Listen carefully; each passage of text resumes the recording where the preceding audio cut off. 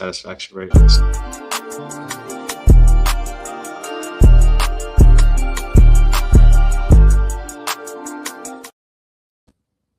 And also share a couple other things. Number one, what is your life satisfaction rate on a scale of 1 to 10? Number two, what is one area of your relationships that you are wanting to see growth in 2026? And then what is something that is in front of you currently that's keeping you from getting there? Let me know. Welcome in for everybody that's joining in. My name is Coach Sean. I'm a faith-based relationship coach at the Fraser Group. And this entire channel exists to be a healthy guide of knowing basically how to move relationships in a healthy way. All right. And to more importantly than that, create healthier, happier, and whole relationships with yourself, with God, and with others. And so this is a great opportunity for us to just simply connect, to grow, and to invest in our healing together. And I am really, really excited for just another time and opportunity at conversation. Okay, so be sure to share your life satisfaction rate on a scale of 1 to 10. What are we looking at here? What is one area of your relationships that you want to see growth in? Okay. What is one area of your relationships in 2026 you're wanting to see growth in? And then what are some excuses that you're making that's keeping you from moving in that? If you step in, be sure to like this live. Be sure to repost it, reshare it. It's going to be a good opportunity, a good time. It's going to be one of the safest lives that you walk into all day. It is an honor and a privilege to be able to hold space for you. And more importantly than that, to be able to give you any kind of next step solutions to all your relational needs and everything else in between there. Okay. So again, as you're dropping in, coming across all platforms, I got Instagram in front of me, I got YouTube in front of me, I got TikTok in front of me. So be sure to like the live, repost it, and talk to me. What is one area of your relationships you want to see growth in headed into 2026? And then what's an excuse that you find yourself making that's keeping you from actually creating that change? 2026 is going to be a year. Many people are going to find themselves in one or two categories this year, as well as any other year, regardless of the year or the month. You're either going to make 6 months of progress or 6 months of excuses. You choose. I'm about to mess you up just to start everything off. You're either going to make 6 months of progress or 6 months of excuses. And before you know it, we're going to be in July. We're going to be looking up. We're going to be like, bro, where is the time gone? And then before you know it, Christmas is coming back around again. And it's going to be like, dang, where did the year go? And I don't want you to be on the other side of that, asking where did the year go, when we have nothing but time and opportunity in front of us to make a difference in our relationships, in our lives, in our healing, recovering from breakups, letting people go, living forward, all those kinds of things. And so this is just the space to actually introduce ourselves into this growing aspect to be able to make a difference. Okay, so as you're dropping in, be sure to like the live, reshare it, repost it. It should be a fun time. We had an awesome conversation last night. We talked a lot about, and we were on real late last night, but we talked a lot about, different areas and aspects of breakups, rejections. And one of the biggest things that I was mentioning in that live that I want to basically kind of rehash here to maybe get some things started is just understanding that your virginity is not going to guarantee successful marriage. You waiting until marriage is not going to guarantee that your marriage is successful and that you're going to have a long-lasting connection. Just like everything else that we look at, that many people look to as reasons why they're going to have long-lasting connections, we cannot use money, we cannot use status, and we cannot use things like sex or sexual history to be something that we're depending on as like, hey, this is evidence that my marriage and my relationship has no choice but to make it. Because truth be told is that there are people in both camps who have either experienced sex prior to or who have waited. And well, your marriage and relationships haven't necessarily been so great, but it's not because of your inability or ability to wait. It was because of your lack of different areas: stability, emotional predictability, availability, consistency. It was because of lack of character and integrity. It was because of lack of willingness and want to communicate and connect. It was because you were connected to somebody and you both wanted two different things. I mean, there's so many other things that are present. But one thing that we cannot lean on, much like we cannot lean on money and we cannot lean on status as something that creates stability in long term relationships, we cannot use sexual histories to be something that creates this dependency as if because of the sexual history or the lack thereof, hey, like my relationship is guaranteed to make it. And this also really kind of puts a strain on some of the fear based values and perspectives that many people carry where they're like, hey, I don't want to engage in this and I don't want to engage in that because I'm afraid if I do, then God's going to punish me. God is not going to allow said relationships to come into my life. And what we don't realize is that we're literally duplicating fear-based tactics that isn't actually playing a healthy role in us cultivating the best relationships. Don't create values out of fear. Don't allow what you are saying is a value in your life to be something that is coming from a place of, well, if I don't have it as a value, then the worst thing is going to come. The worst thing is going to happen. That's not always the case. And that's not a healthy way to really navigate experiencing what you need, getting what you need, and more importantly, becoming the person you need to be in order to have the relationships you want. So we had a really, really good conversation last night. Um, the replay is actually on YouTube because that is also where I went live. So be sure to go to my YouTube channel, Coach Sean Walker, and check that out just to re-listen to some of the awesome conversations that we had. Some of it might be a little faint. We did have an opportunity to call someone up to have some good conversation, and it was on TikTok, so it didn't share there. But regardless, really good conversation, and I'm appreciative of it. So while everybody is jumping in, be sure to drop your life satisfaction rate on a scale of 1 to 10. 1 being it's very sad, dark, cloudy. 10 being that um, you're extremely satisfied with life as is. You're excited about life as is. Um, and you feel very purpose driven. And then question number 2, what is one area of your relationships that you want to see a difference in moving forward in your 2026?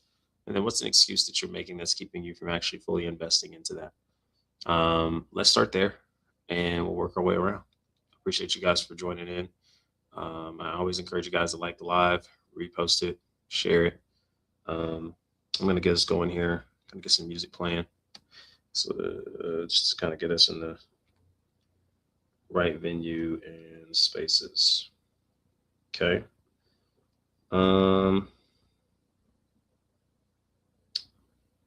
Okay. Talk to me. Where you at? How you feeling? On a scale of 1 to 10, where you at life satisfaction wise? 1 being you're very sad, it's very dark. 10 being you're purpose driven and excited about every day. I don't know if the big mic can pick this up. But I got some John Keith going. If y'all don't rock with John Keith, man, y'all tripping. Y'all tripping. That boy John Keith cold. One of the best in the game. Drop your life satisfaction rate for me on a scale of 1 to 10. Where you at?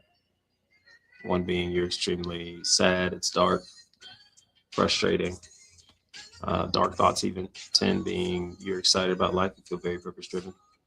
And you're excited about your 2026 right now. I think that's really another additional thing I want to add to that. And then what is one area of your relationships that you want to see growth in heading into 2026? And then what is one excuse that you are possibly making that's keeping you from really building intentionally on that goal? Talk to me and let me know. If you don't answer any of those questions, ask your own. This is a space to really lock in and build on these things healthily. Again, life satisfaction rate on a scale of 1 to 10. Um, where are you at? Um, what is one area of your relationships that you want to see growth in headed into 2026? And then what is something, an excuse you're making that's keeping you from engaging in that healthily? Mhm, mhm, mhm, mhm. One more time. I need love. Can I really start again? I'm passed out. What is happening? If you're new to my page, welcome in. My name is Coach Sean. I'm a faith-based relationship coach designed in this channel to help you build healthier, happier, and whole relationships with yourself, with God, and with others. And there's no better opportunity to really get your relational needs met than in a safe space like this, designed to listen, designed to be safety, designed to be a space of containment, but also be a place of resolutions, direction, moving forward, and putting an actual plan together to help you heal forward.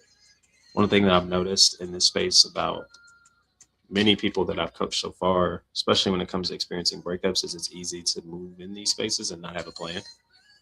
Just like it's easy to move through your singleness and not have a plan. Just like it's easy to move through different expectations and just simply not have a plan. And the lack of planning is actually what keeps you in cycles of being stuck and ruminating on what left, ruminating on what no longer is around, and reliving people that have left your life. Because there's no plan to actually move forward. And when there's no plan to actually move forward, we just kind of go with the flow and say things like time heals all. It's one of the greatest myths to your healing is believing time heals all. Time does not heal all. Um, Proof of this is, well, let's just assume you had a wound to your body. Um, you're not too focused on time healing that wound. You actually need to get someplace that's actually going to help you heal that. Yes, we understand that there are some wounds and broken limbs and things that you can happen that can happen in your body where your body just learns to adjust to it, but that doesn't mean it's healed. I think that's such a underrated perspective. I really, really want to get to other people in this space, especially as you're healing and wanting to create the best relationships. Just because you learn to adjust to something doesn't necessarily quite mean that it's healed. Um, it doesn't mean it's quite healed. And we have to really, really be willing to engage in these processes a lot healthier in order to create healthier results. There's no way you're telling me um, that you feel that you've done the healing work. Yet when people continuously dishonor you, disrespect you, harm you, talk bad and down on you, your answer to that is like acting as if they're not there. That doesn't mean you have to address everything by any means. Um, but sometimes people have just gotten used to certain treatment. It's not actually because you deal through it. And that's not healthy or fair to you or your healing. So, and I also want to take some time too. I want to check out some Reddit stuff, y'all. I've done a couple pieces of content looking at some Reddit stories. Reddit stories are crazy. I think it's very relatable. People are very brave getting on apps like that and sharing their experiences. Of course, are they going to the best outlets? Maybe not, but this is a good opportunity for us to kind of engage in what some of that looks like. So I'm going to pull up some of these Reddit stories here in just a second. I appreciate you guys for joining. Be sure as you're joining in, answer one of these three questions. Number one, what is your life satisfaction rate on a scale of 1 to 10? Two, what is one area of your relationships that you are wanting to see growth in 2026? And then number three, what is one excuse you're making that's keeping you from engaging in the change you want to see in your relationships in 2026? Drop it in the comment section below. If you don't answer any of those, ask your own question. This is what this is here for. What's happening, Asia? How are you? So good to see you. Um, I think we got some unfinished business and booking the session and getting you together, huh? Is that where we were at? That's where we left off at. Getting some direction. Um, maybe, maybe not. But I appreciate you jumping in. Good to see you. Good to see your face. I'm scared that if I show too much interest, they'll pull the rug out. Oh, that's so good, Crash. I appreciate you a ton for sharing that. I think there's so many people that can relate to that. Um, and I'm not saying that that you don't have a good reason to feel that way. I'm pretty sure if we were to really investigate different past experiences, we could see how that is the case. But man, yeah, absolutely. Let's rock, Asia. Let's go. I want you to consider this because what that sounds like is that there's a greater fear of failing than there is your ability to recover. And that's kind of how a lot of times we move in these spaces of extreme when it comes to relationships. I'm afraid of somebody experiencing me and the vulnerabilities that I bring. And then as a result of them seeing who I am, they're going to walk away. And what it really shows in a lot of ways is that we have yet to grow safe and comfortable in the value that we know we carry to be okay if somebody sees who we are and still chooses to leave. It doesn't necessarily mean that it won't hurt. I'm not necessarily trying to put on a front as if you'll walk around. I mean, I do think there's a world where you can look at that and not feel some type of way, not because you're numbing yourself or moving avoidantly, but because you understand people have their preferences and people oftentimes reveal that they are not prepared for certain people, certain journeys, or certain experiences because of how they're responding to these things. I do think there's a way you can get there. But the fear of the rug being pulled out from you is really just speaking to you not feeling confident enough to recover if they left. The ability to be able to recover is coming back to being focused on values and alignment and allowing yourself the time, space, and energy to look at this from a lens of healing through purpose instead of looking at this as, dang, all of that was a waste of my time. They abused me, manipulated me, and, I'll never date again. There's different perspectives and reframings that we can engage in that's going to give us the confidence to be able to actually share those things with people. And this is something I tell with people all the time, clients included, like, hey, love is a risk. Loving somebody is going to be a risk. But this is what allows us to be more stable in taking that risk. It's just in the recognition that because I have done and continue to do my vetting out process with the person I'm connected with, I'm seeing their fruit. I'm seeing the way they live. I'm seeing how they show up. I'm seeing what they're committed to. I'm seeing their consistencies. I'm seeing where I can predict what they're doing and how they're doing it. Um, this is the stuff that kind of gives us the information to know that I am investing in the right places, in the right people. And I'm really confident that this person is committing just as I am. And both people are taking a risk at the end of the day. And so, yeah, I really want you to just consider what are the stories that you're clinging to? Where do they root from? Oftentimes they're coming back from past experiences. And that's oftentimes our ego going back to the past, trying to force that back into the present. We have to get better at being able to allow what happened in the past to stay there and not bring it into our present because it oftentimes can ruin a lot of the potential relationships that we could build. So I just think it's worth considering that. But ultimately, what we want to do is build the ability to recover if when we share who we are with others, they still find a reason to leave. We can't learn to take everybody's absence and departure from our life personally because not everybody who has had access to our life has seen our life in the cleanest and clearest of lenses. So we cannot give those kind of people that type of power to believe that if they left, they saw something that was just so distasteful and disgraceful that it was worth them leaving. People reject and walk away because it's either something they don't prefer or it's something they're not prepared for. Either way, it doesn't have to mean it's always about us and what we don't bring. When we reframe rejection like that, the idea of people pulling the rug from you, we're less concerned about them walking away. We're more understanding that them walking away is just kind of showing where their capacity limits are. And it's clear that they don't have the capacity to really journey with where we're going and who we're becoming when we're choosing to do honest work and when we're choosing to move forward healthily. I know you didn't really ask a question in that, but does that make sense, Crash, with the perspective I'm coming from? Because I don't think you're alone in that.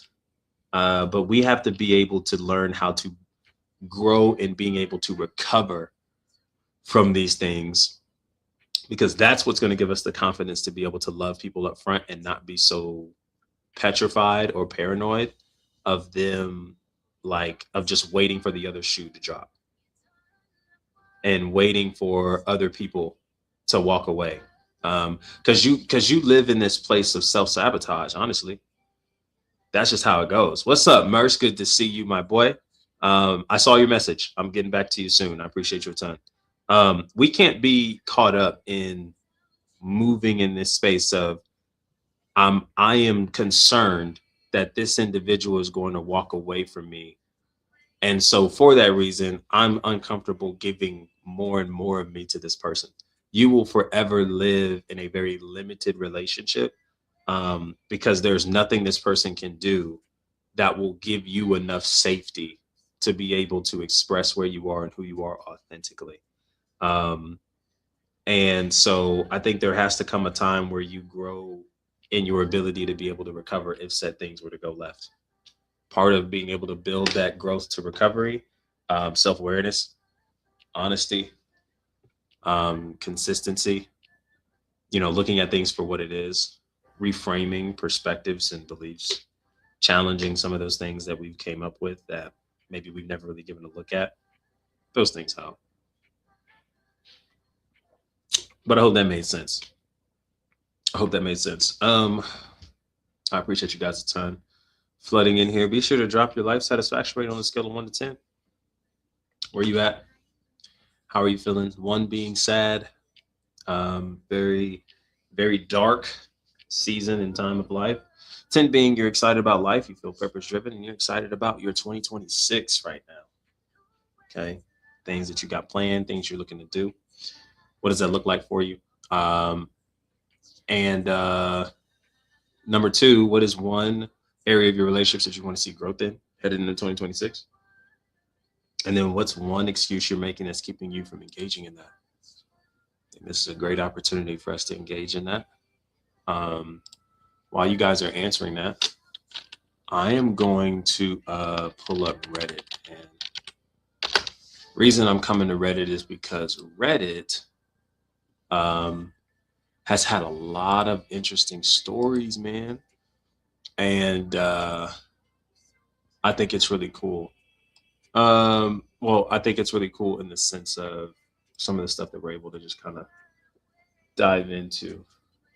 And so I'm going to explore, I'm just going to look at relationship advice, relationship stories. Man, that might be a good one. Share your successful. What is your most messed up relationship story? What's the most heartbreaking story? What is your best worst relationship story? Um,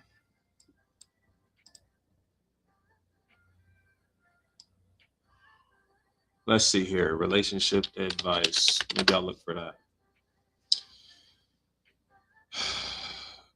Ah, look at that. Okay, so they just pull up. Man, let's look at this again. If you guys have questions, be sure to ask them. I just want to be able to engage in some of this stuff. Not to mention it's recorded.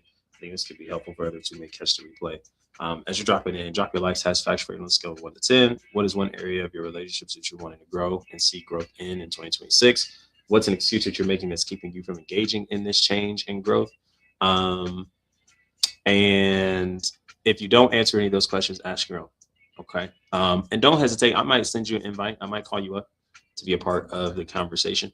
I think it'd be most beneficial and helpful. If you guys are new around here, man, y'all missed an awesome sale deal that just happened that closed at midnight last night regarding get one session get one session, get three, buy get one, get two for free. So 3 sessions for the price of one. Man, good thing is I actually still have a deal going that actually lasts till midnight tonight. This is Beat the Breakup course that I'm actually selling to the public now, because I'm noticing there's a lot of people who are struggling through breakups, and I really want to get you a plan in place to be able to move forward through things in just 9 days.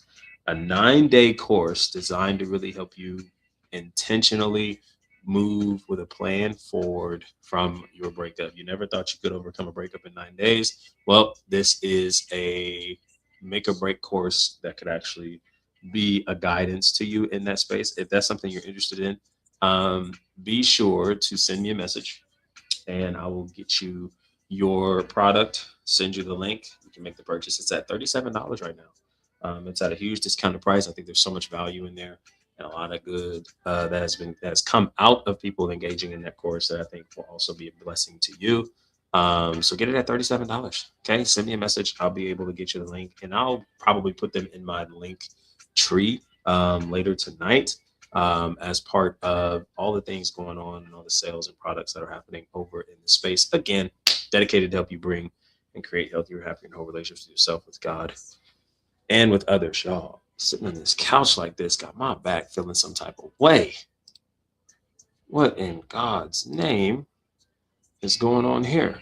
Okay, what's happening, Mo? Good to see you, Mo, over on Instagram. Um, so I want to read this Reddit story, bro, because I think this is so interesting. Um, and just connected with you guys. So this is a title. Need a good stretch. Oh man, for real, bro. That's all I need.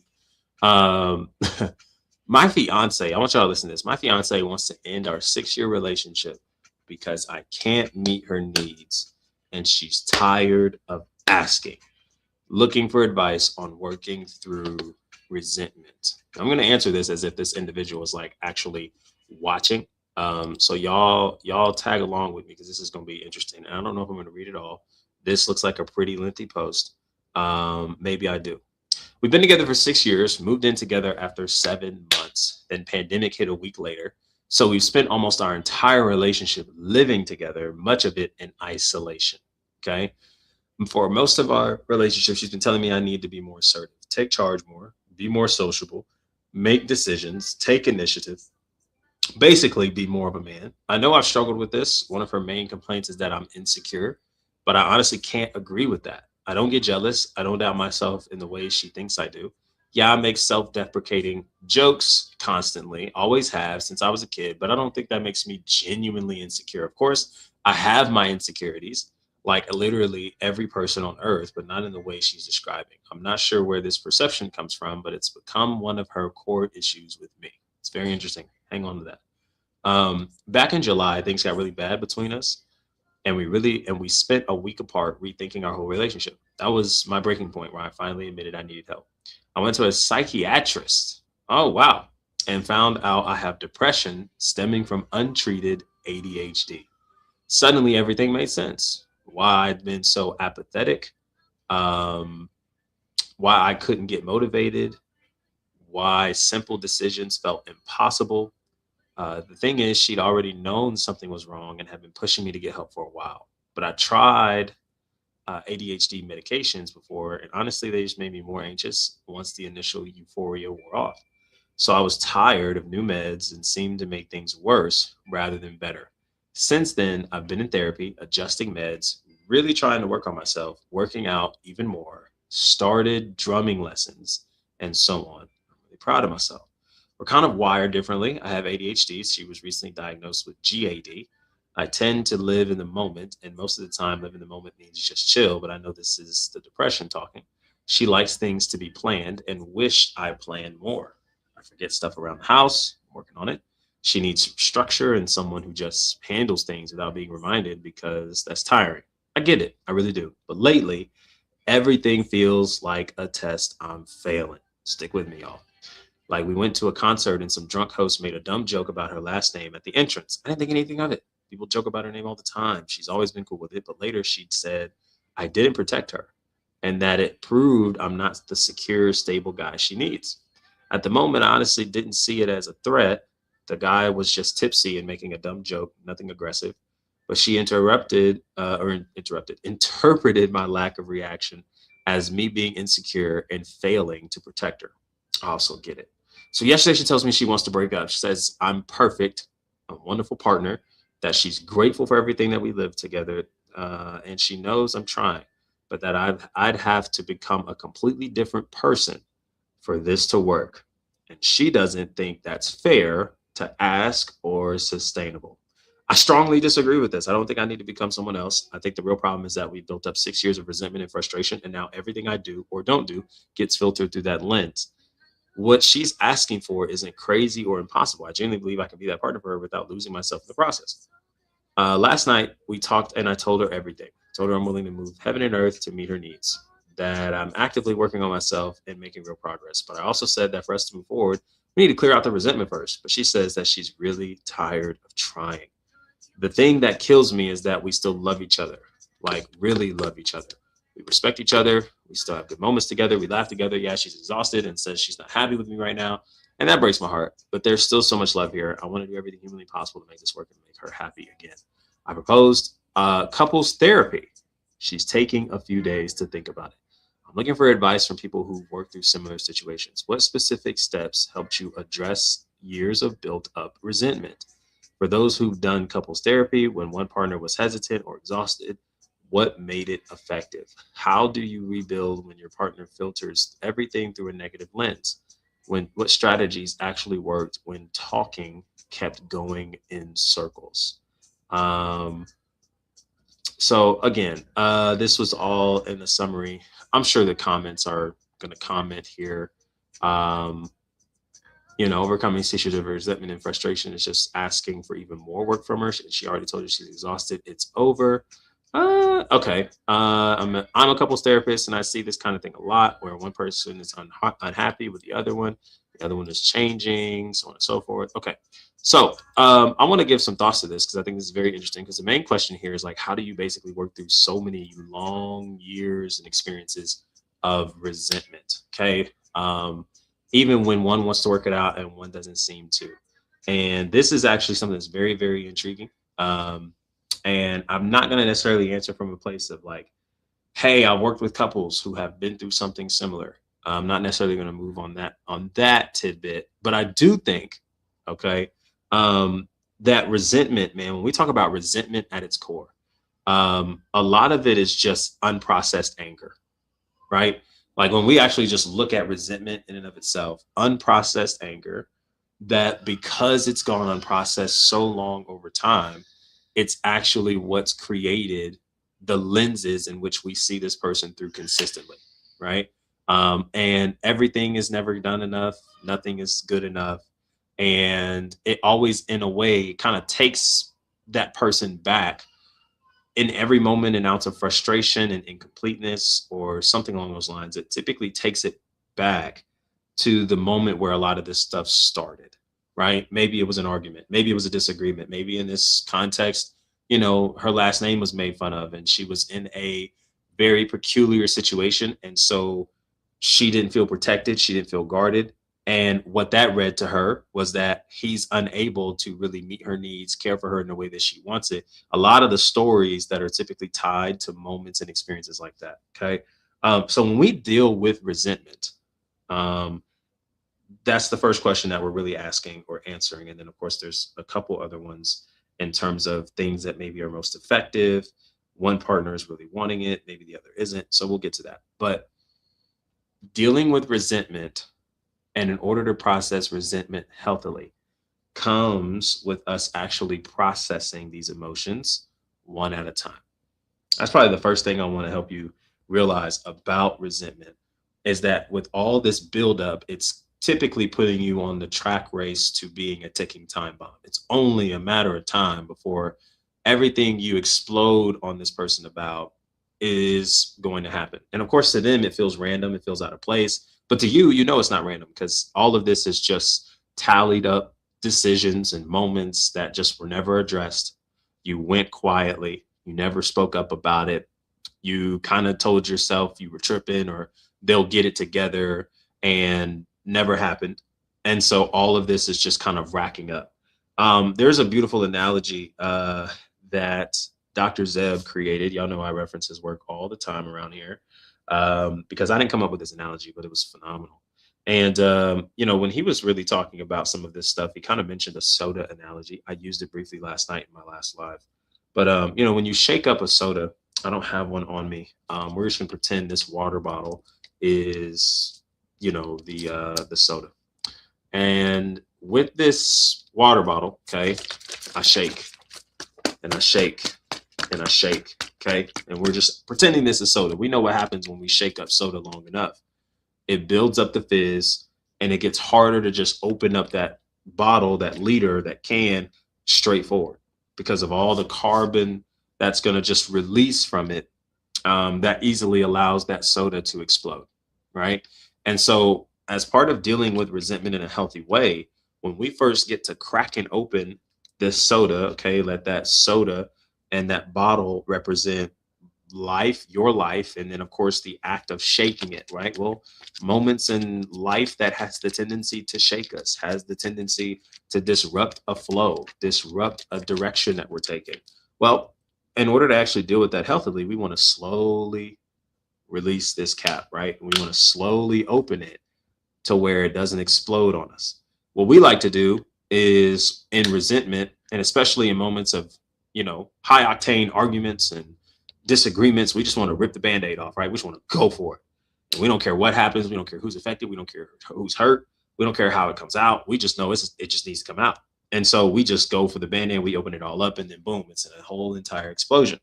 When in reality, we have to give ourselves time to slowly process that which has been stored up all this time. And a lot of times, when it comes to dealing with that resentment in a real live manner, it's not just slowly releasing it with one thought at a time, but being curious about the stories that we accumulated to said offenses that people often, I'm not going to say oftentimes, but especially when it comes from a significant other and there seems to be a lot of love and a lot of desire to connect with one another, oftentimes there can be different behaviors that are read into it to suggest that this person no longer likes you, no longer cares for you, no longer desires you. And when we cling to those stories, it further proves more and more to the resentment that's carried when it's not even about that. Okay. For example, last name in this story, this person made fun of it. She didn't feel protected.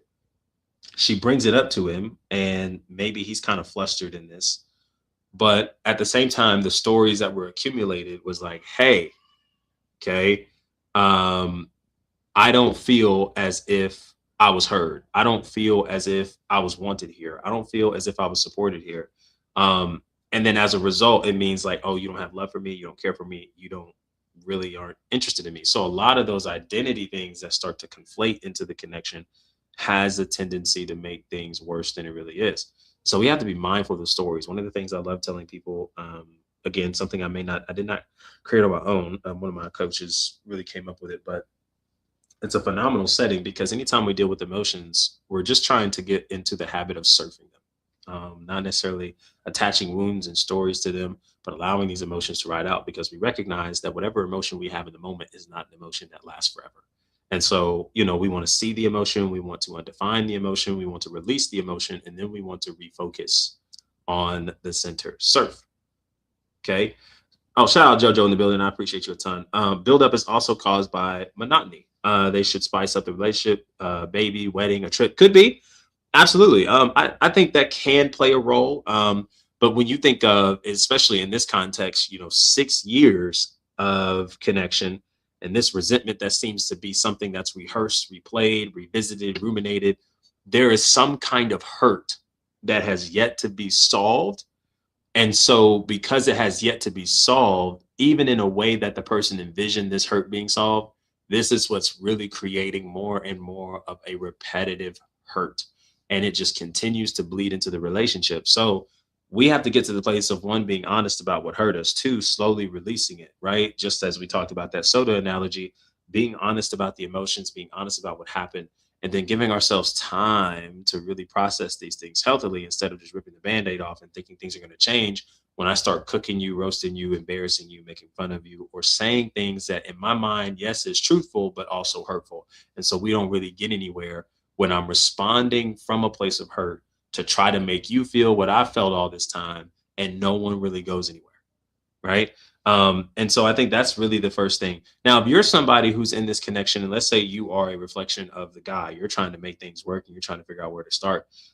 Eventually, right, regarding the resentment, now you have to be honest about the resentment you're carrying towards an individual or towards that relationship.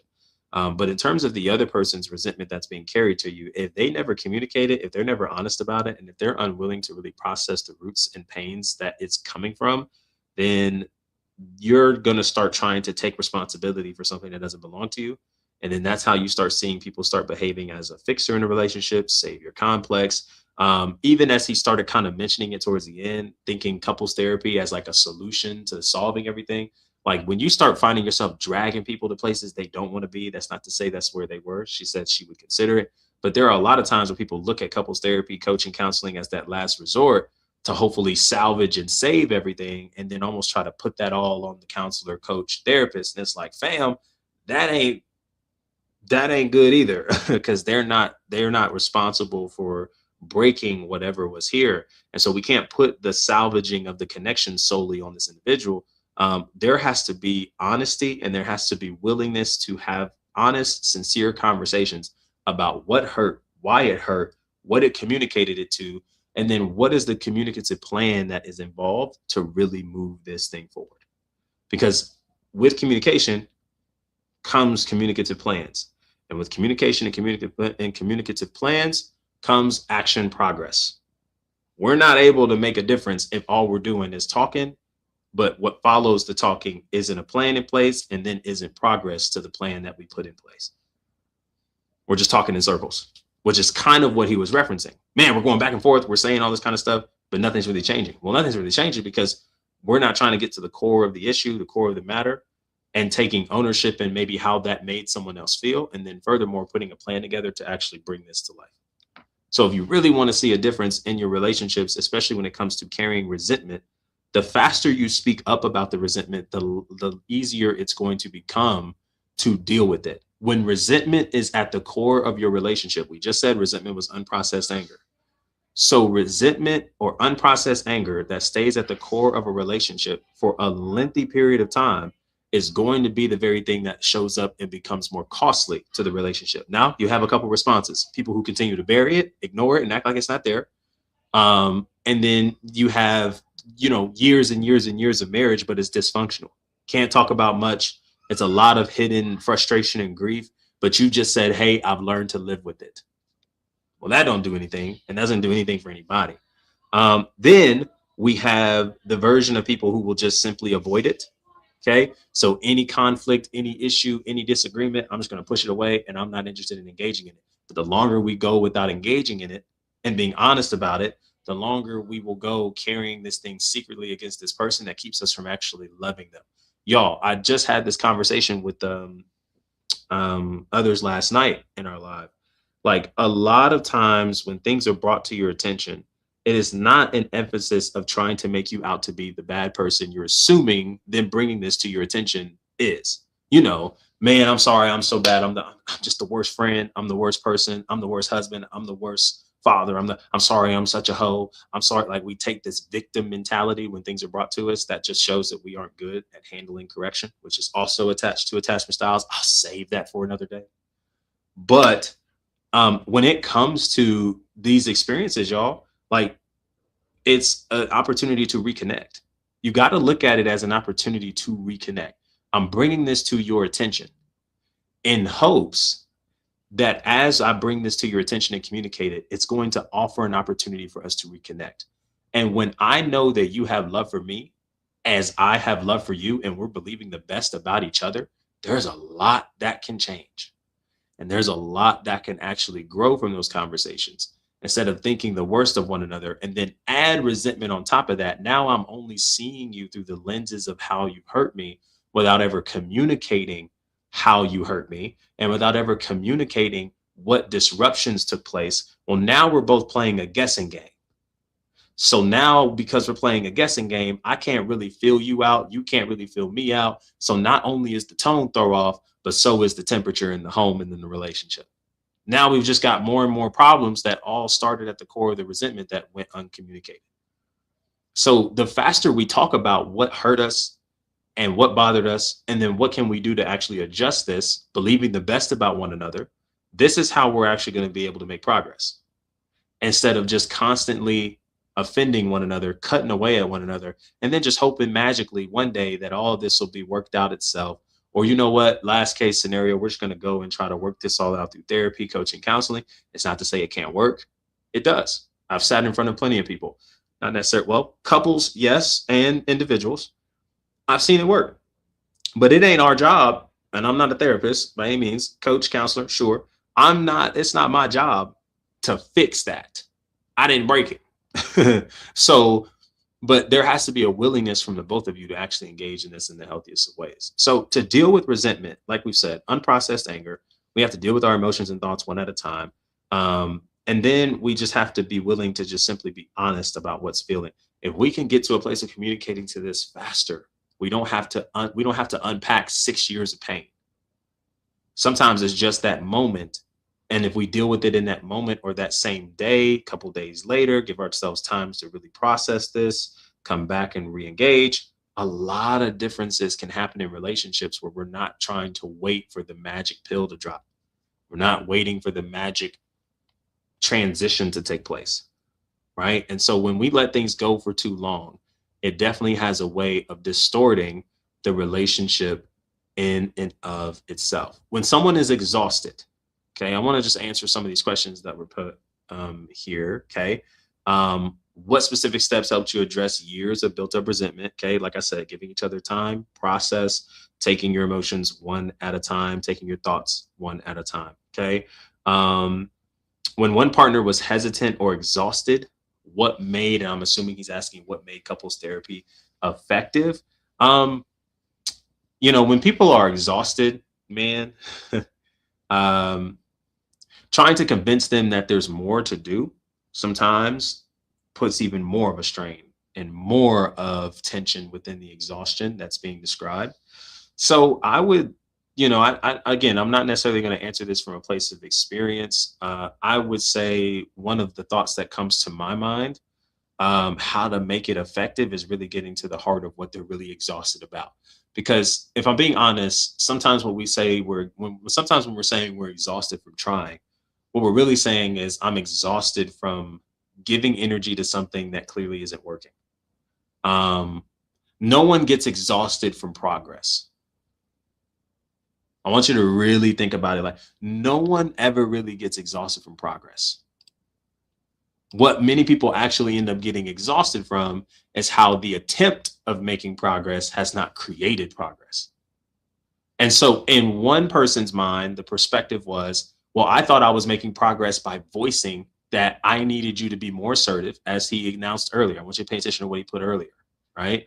He said she came to him and she mentioned that she needed him to be more assertive, take charge more, be more sociable, make decisions, take initiative, and basically be more of a man. Okay. Now, a woman who wants to be able to rest in her femininity and being connected to a man who doesn't want to make decisions, who is very passive, and who is very not just inconsistent in a way, but doesn't take initiative, doesn't lead, okay, in any kind of way through his words and behaviors and consistencies, that will always put a strain on the relationship, because in a way she's saying that she feels she has to be the man in the connection and she doesn't want to have to be both. And so anytime a woman finds herself being in those spaces, you have to be careful, because when they just start moving with it and just start walking with it, and just kind of start taking that exception of a role, well, now we're having an imbalance. Because we can also have a conversation about hypergamy. We can also have a conversation. Um, we can also have a conversation about, okay, well, what is the disconnect and the roles of both individuals in the relationship? And I think that can be something we talk about later. I love what Mo said in Instagram. Taking accountability is and how we could have shown up better in the relational space is key to a relationship flourishing. 1,000%. 1,000%. If we don't take accountability for the role that we had and why the relationship isn't where it should be, and we always try to put it on another person, we don't really make progress. I love what you said there. I think that's huge. But I really want you to pay attention to some of the stuff that she brought up to him, right? And it's more so like, nah, she's more so frustrated at the fact that the way that she thought this would get fixed is if I voiced these opinions and thoughts. If I voiced that this would change, if I voiced what I needed more, and maybe I was a little bit more aggressive with it, straightforward with it, it would wake you up. It didn't wake him up. Nothing really changed. And so she's frustrated. It sounds more so. Her exhaustion is coming from a place of trying to do something she thought would work and it hasn't. It's almost like basically using the wrong tools to try to create the best results. There's people who stay busy but aren't productive. This kind of falls in line with the analogy I want to give here. There's a difference between chopping a tree with a knife and chopping a tree with an axe. So if you take a knife, a butter knife, you might make some dents every now and again. Some bark might fall off, and you might be sweating at the brow, going hard in the paint, tired and everything, but you've made little progress. And it's not necessarily measured by the progress you're making as much as it is the tool you're using to try to make the most of your experience. Whereas if you went and grabbed an axe, we know what happens when you're chopping the same area. Eventually that tree is going to fall, but you're seeing visible progress being made because you're making the most out of the right tool you have in hand. And so sometimes what people do is you're coming into the correction space of the relationship and you're trying your hardest to wake this person up, but you're doing it to the best of your abilities. The only way you know how to wake somebody up is if maybe because of where you came from, I might need to insult you a little bit. I might need to challenge you a little bit. I might need to just speak up, be aggressive, and tell you what I need. And I just hope, man, some of these things that I'm putting in front of you is going to wake you up. And sometimes it don't work that way because we're moving in different communicative styles. We have different strengths involved in this. And so it's causing disengagement and disagreement, all that kind of stuff. And so what she's really exhausted from is giving her effort in something, but it hasn't created the change that she's wanted. And that's a lot of us. You are moving in exhaustion in your relationship, but it's not necessarily because you're exhausted from trying to make progress. And sometimes it's not necessarily because you don't want to make the relationship last or really create something better out of it. Sometimes it's because, hey, I'm doing all I know how to and nothing's working. And I'm continuing to revisit these old tools and none of these tools work. And that's what's making me exhausted. If we can pivot that, sometimes that actually creates more of an opportunity to reconnect and rekindle, because now we're starting to use the right tools to actually create healthier progress. Okay, so I think that's something worth considering in regards to exhaustion. We got to get some actual applicable, moves, plans, steps involved that actually allows us to really work together and bring something out of this. Um, how do you rebuild your partner, or how do you rebuild when your partner filters everything through a negative lens? And then what strategies actually worked when talking kept going in circles? Yeah, when you notice talking is going in circles, I think it's good to just pause and really raise the question: what are we fighting for? What are we fighting for? I want you to be mindful, man. When there's disagreement, um, and somebody in the connection and relationship doesn't feel heard, seen, or understood, there is something being fought for. I want you to just be curious, and somebody has to be the one to step in, intervene, and ask this question. To step out of what your pride is inviting you to do, which is continue the bantering back and forth. Somebody's got to step back and take a second and ask, "Hey, what are we fighting for?" I want it to be you and me versus the problem, not you versus me. Right now, it sounds like the conversation is leaning more towards a you versus me mentality. What is here? What are we fighting for? What's the issue? What is really, because for some, again, I'll use a very easy example. You come home and there's dishes full in the sink. And now all of a sudden the argument blew up because dishes are in the sink, clothes aren't folded. You worked all day, you came home, and the house feels like it's a mess. You're not necessarily angry at the fact that there's dishes in the sink because there's days you came home and dishes were in the sink, clothes weren't folded, and you weren't this upset. What seems to be more of what you're upset about could be that what you're interpreting, the dishes being unwashed, the clothes being unfolded, means to you as a homekeeper, as a spouse, as a person, all these other kind of things, but also in terms of you communicating it to your significant other.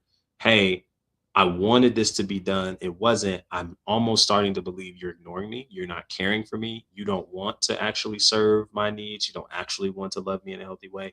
Again, y'all, the stories, like you'd be surprised at how much arguments take place because the stories have gone unchecked in our minds.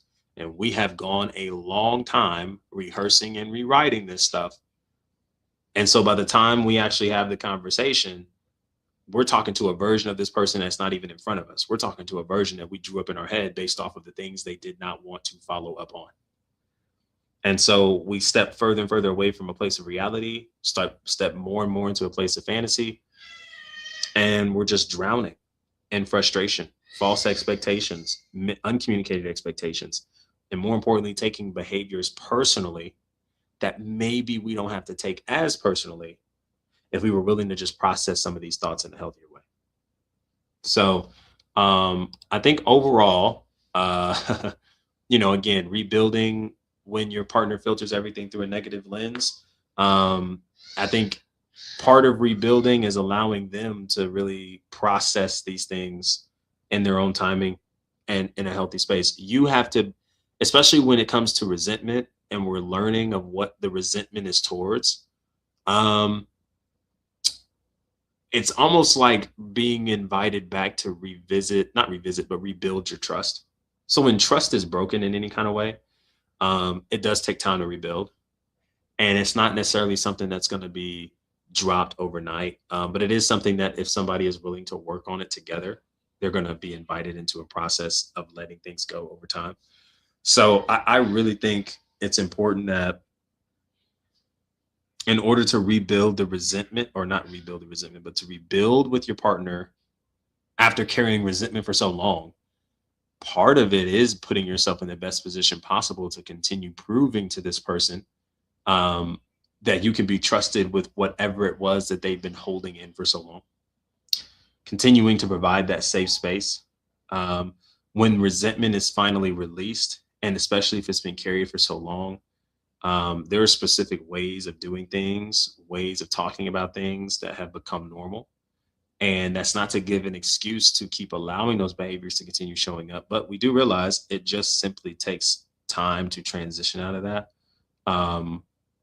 But if all they're wanting to do is cling to this resentment in order to make you suffer for in a way that you possibly unknowingly made them suffer because there were things that happened that they did not communicate or speak up about, that does turn into a lost cause. And that does turn into a dangerous relationship that may not be worth keeping. Because I don't know about y'all, but I don't think I'm able to stay in a relationship where decisions that I have apologized for are going to continue to be held over my head to make me suffer in a way that you felt you suffered as it relates to this decision being made. If you are going to forgive this person, you are also coming into agreement that I am no longer going to use what you did that offended me to hold it over your head and to make you pay. And if you are not willing to come to that agreement, then maybe you're not actually wanting to forgive. And maybe it is best to separate from this relationship in totality. Because all you want to do is use what hurt me over my head numerous of times. That's not healthy. And that's not fair. Okay. So I think the biggest thing from that story, in order to process resentment, you got to take one emotion at a time, one thought at a time, slowly release, process these things. When you find yourself offended in relationships with people you love, it is best to speak on it then and there or in the closest moment possible. Because if you don't, you become more and more passive. You assume they're going to catch it. You assume they're going to fix it. And sometimes people don't even realize what they're doing. So if you want to maintain a healthier relationship, you have to communicate those moments when you feel slighted, hurt, when you feel disconnected, and speak up on that. Because it could be the very thing that actually keeps the relationship from being buried further and further under resentment. And it becomes harder and harder to climb out of because now you both are viewing each other in the worst of ways. You no longer see them as a partner. You no longer see them as somebody who you want to do life with. You no longer see them as somebody you made commitment to in front of God and others in covenant. You no longer see them as somebody that you want to experience life with. Now they become your enemy. They become your villain. And now we're talking about you versus me instead of us versus the problem. We no longer feel like we can stand side by side and make things happen for the better. I want to believe the best about my significant other at all times. That doesn't mean I dismiss the truth of dysfunction when I see it. It also allows me to say, hey, I have an opportunity to engage with this person in a more loving way instead of thinking the worst of them and the worst of their behaviors that then influences how I respond to them, how I deal with them, how I connect with them. Does that make sense? Drop a one in the chat if any of that made sense. Resentment's a big deal. And quiet resentment is the worst resentment. Tori, shout out to Tori in the building. Shout out to Tori in the building. Appreciate it. I'm glad it's making sense.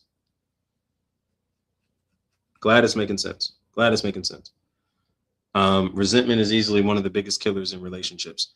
And y'all, believe it or not, it's the small things. I actually had, I'll leave it off of this because I don't even think the context is that they're married in this story, but I do think of marriage in and of itself with these kind of conversations. There was a video of a very well-known divorce lawyer who was just really sharing some stories that he's encountered in his divorce proceedings among married people. And he's like, he asked the question, he said, so like, when did you know that like that this was over? And he began to share the story of when she said, there was a moment where I guess there was something that she had every morning. I'm forgetting what kind of product it was. I'm forgetting if it was like coffee, if it was flowers, something along those lines. She says, hey, I had, every time when it ran out, he would replace it. Oh, no questions asked. He would be sure I had what I needed whenever I was running low. And she said on one day, it was running low. And not only was it running low, but I had basically ran out and he never replaced it. And then that's when the thought started to creep in like, oh, snap, this actually might be over. I sent that to one of my mentors and I was like, bro, is this like, what are your thoughts on this? Is this real? And he's like, man, believe it or not, as I've counseled so many other people, it's the small acts of love that when those things stop being done and stop being addressed, that's something that almost, I'm going to say almost, he didn't say almost always, but how I interpreted it, it does invite those questions of, man, is this relationship really over? It's the small things, y'all. We paid so much attention to the big extravagant things that we missed the small details. Fellas, I want to put y'all on game. You'll be surprised.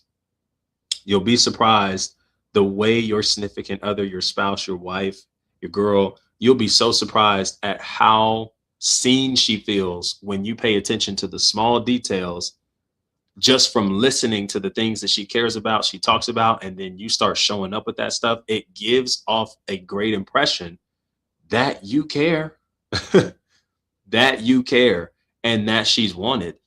And when those things are dismissed, ignored, minimized, not cared for, not responded to, it's those small acts that go ignored that compile into bigger issues. And so resentment can be something that starts off so small, but it grows so big if going unchecked, uncommunicated, and more importantly, unprocessed. And you'll be surprised at the level of relationships that fall apart because of the small things that are not tended to, because of the small things that are not engaged with. And if you're unwilling to do the small things, marriage may not be for you. And I think that's an honest conversation worth having. So again, I hope that made sense. Y'all want to hear another Reddit story or y'all want to take questions? I'm curious. I could do this all day. Honestly, Reddit is crazy. A lot of interesting stories. I've created a couple pieces of content off of this stuff, and it seems to be helpful. It's story time. Okay. I hear you, Tori. Anybody else? I'm down to read one. I'm down to read more. I'm down to read more. There's some lessons in all of this. Reddit is a crazy place. You come in, be sure to like this live, repost it, share with others. Just a great opportunity to connect with you guys. If you have a question, ask it. I'm here for you. I want to process it with you. You're designed to be able to build healthier and happier whole relationships with yourself, with God, and with others. What is your life satisfaction rate on a scale of 1 to 10? 1 being is very sad, very dark, very challenging. 10 being you feel very purpose driven, excited for your 2026. What is one area of your relationships that you want to see growth in 2026? And then what's an excuse that you're making that's keeping you from engaging in that change? If you don't answer any of those three questions, ask your own. I'm here for it, as an opportunity to connect. I want to also give a couple shout outs here. Number one, it's time to invest into your healing. It's time to make a difference in helping you becoming more and more secure. But more importantly, as a result of becoming more secure, being able to create more secure relationships, and healthy relationships that start with a healthy you. If you're interested in that, link is in the bio to get started. Okay. So be sure to check that out.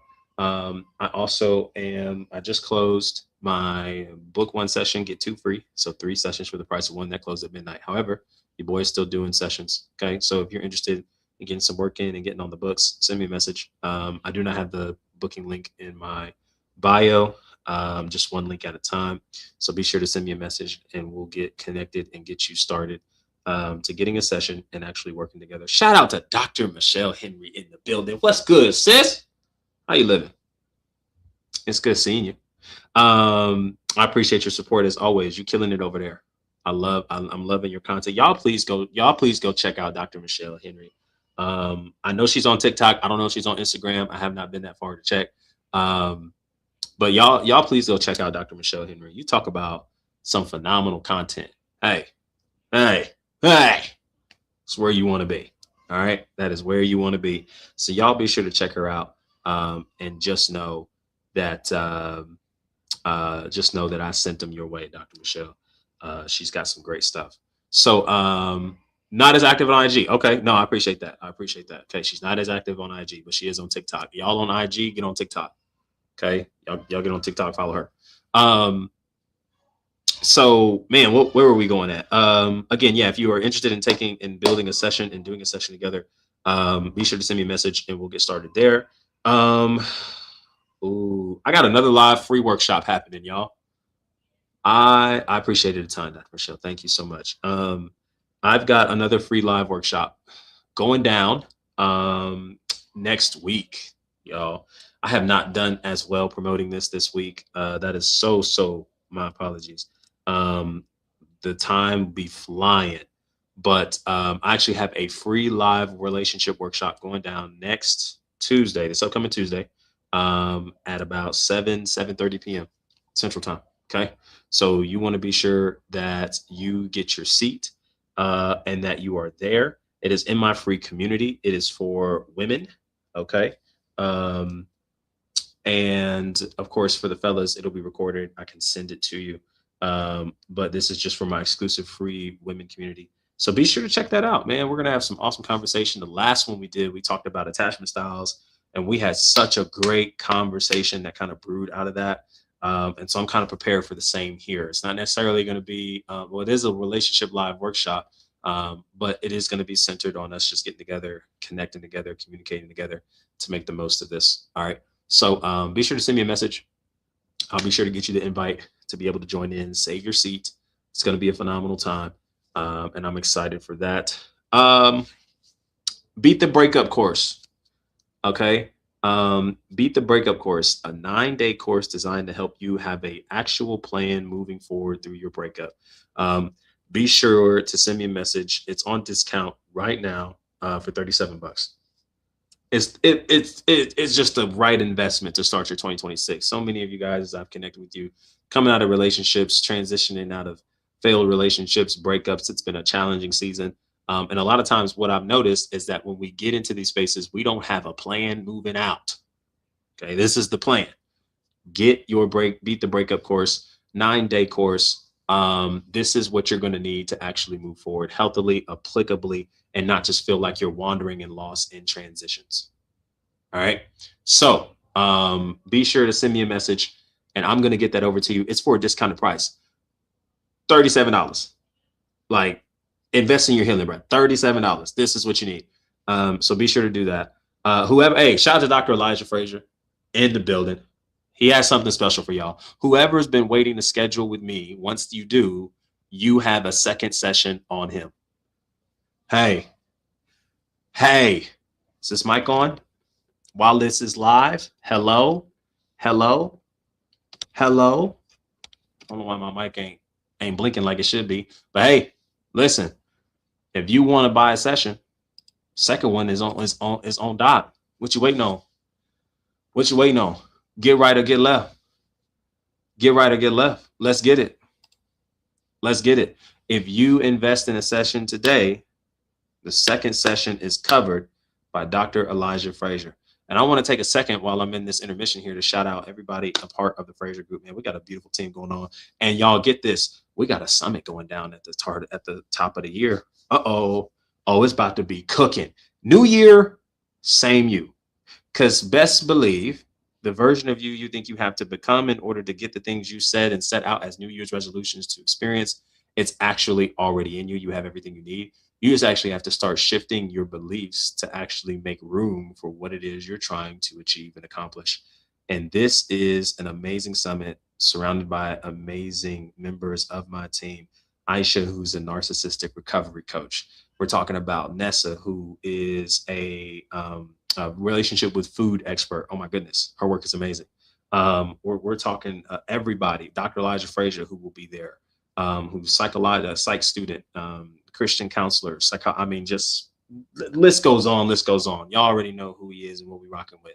I mean, oh my Lord, this is about to be an amazing, amazing time. And we are going to go ahead, and I'm just going to go ahead and move forward with this and getting some interest, some emails set up for you guys to start. So if you guys are interested in getting your seat saved for this amazing event, send me a message. I'm going to have this stuff kind of plastered all over my account, both on Instagram, start sharing it on YouTube, both on TikTok, story posts, all that kind of stuff. Please pay attention to when this date and when these dates start showing up, because you want to be there, because you're not just going to be connected to me, you're going to be connected to others around in my team.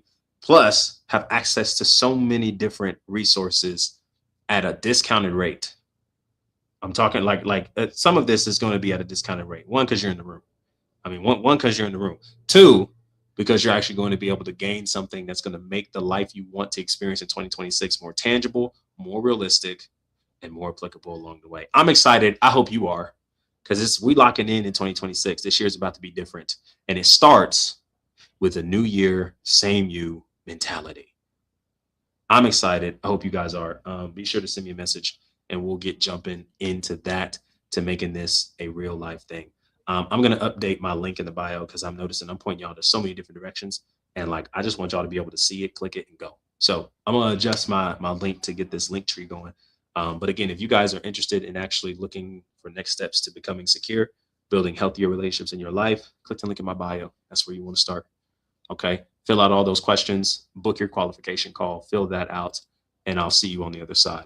I got another story time that I want to talk about. Just going down the list. Wow.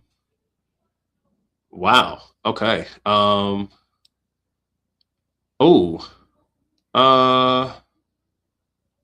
How do you know when to call it quits in a relationship? Oh, that's a great question. So here's a story time. This is from 2 years ago.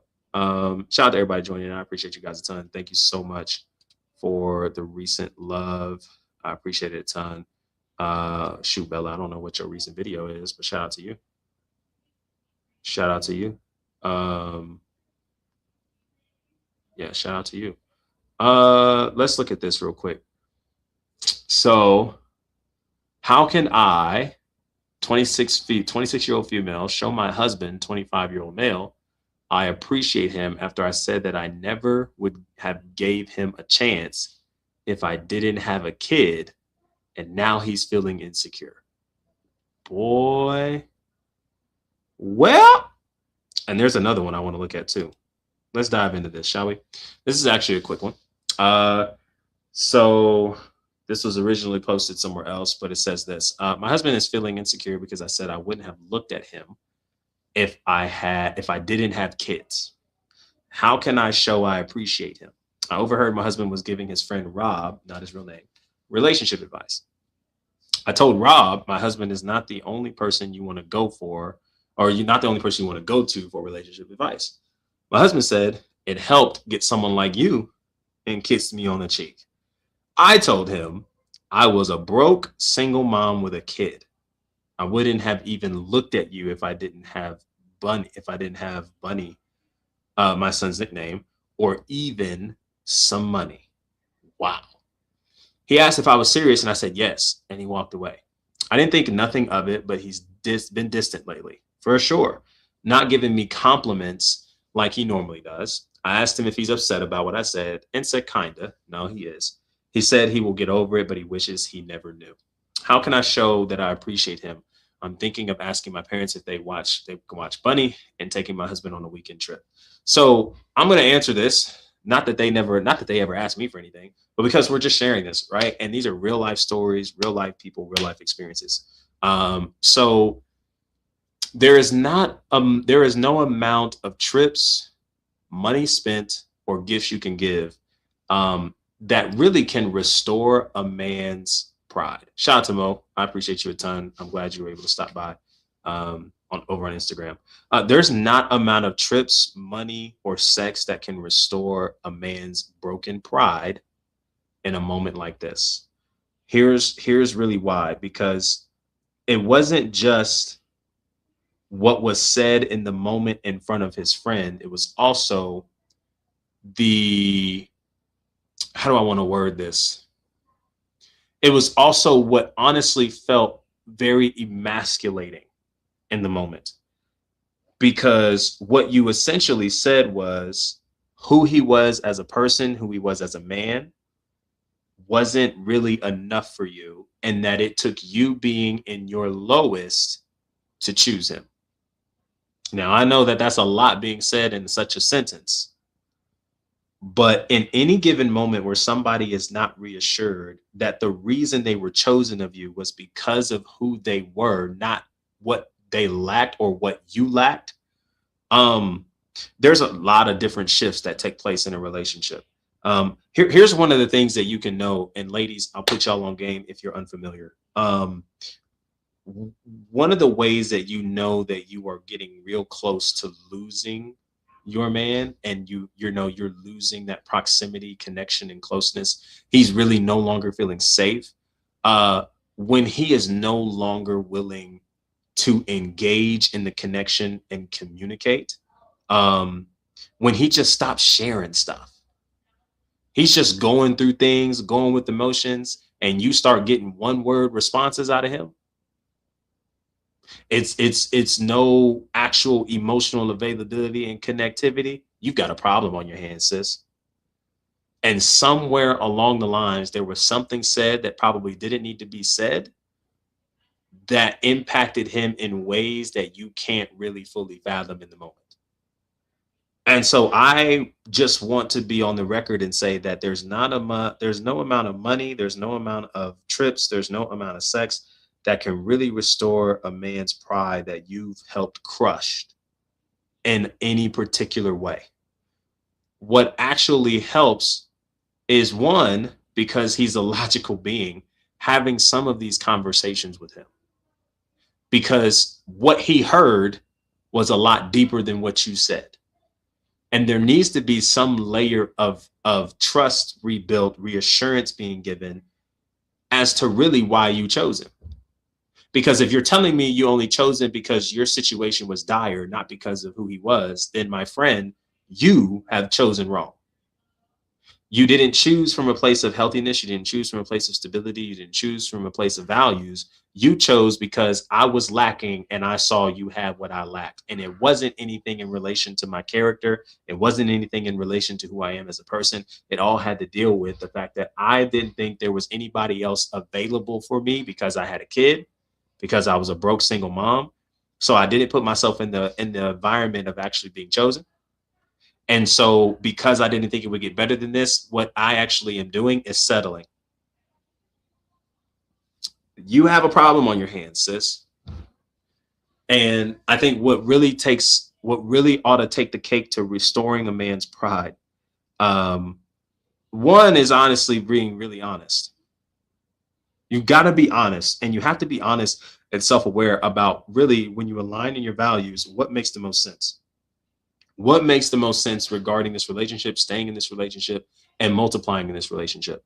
Because if you are not honest, what you're doing is forcing yourself to stay connected to somebody who, in a lot of ways, you're simply saying by themselves isn't enough. Well, who does that hurt more, you or them? I probably would say both. But you're really wasting his time.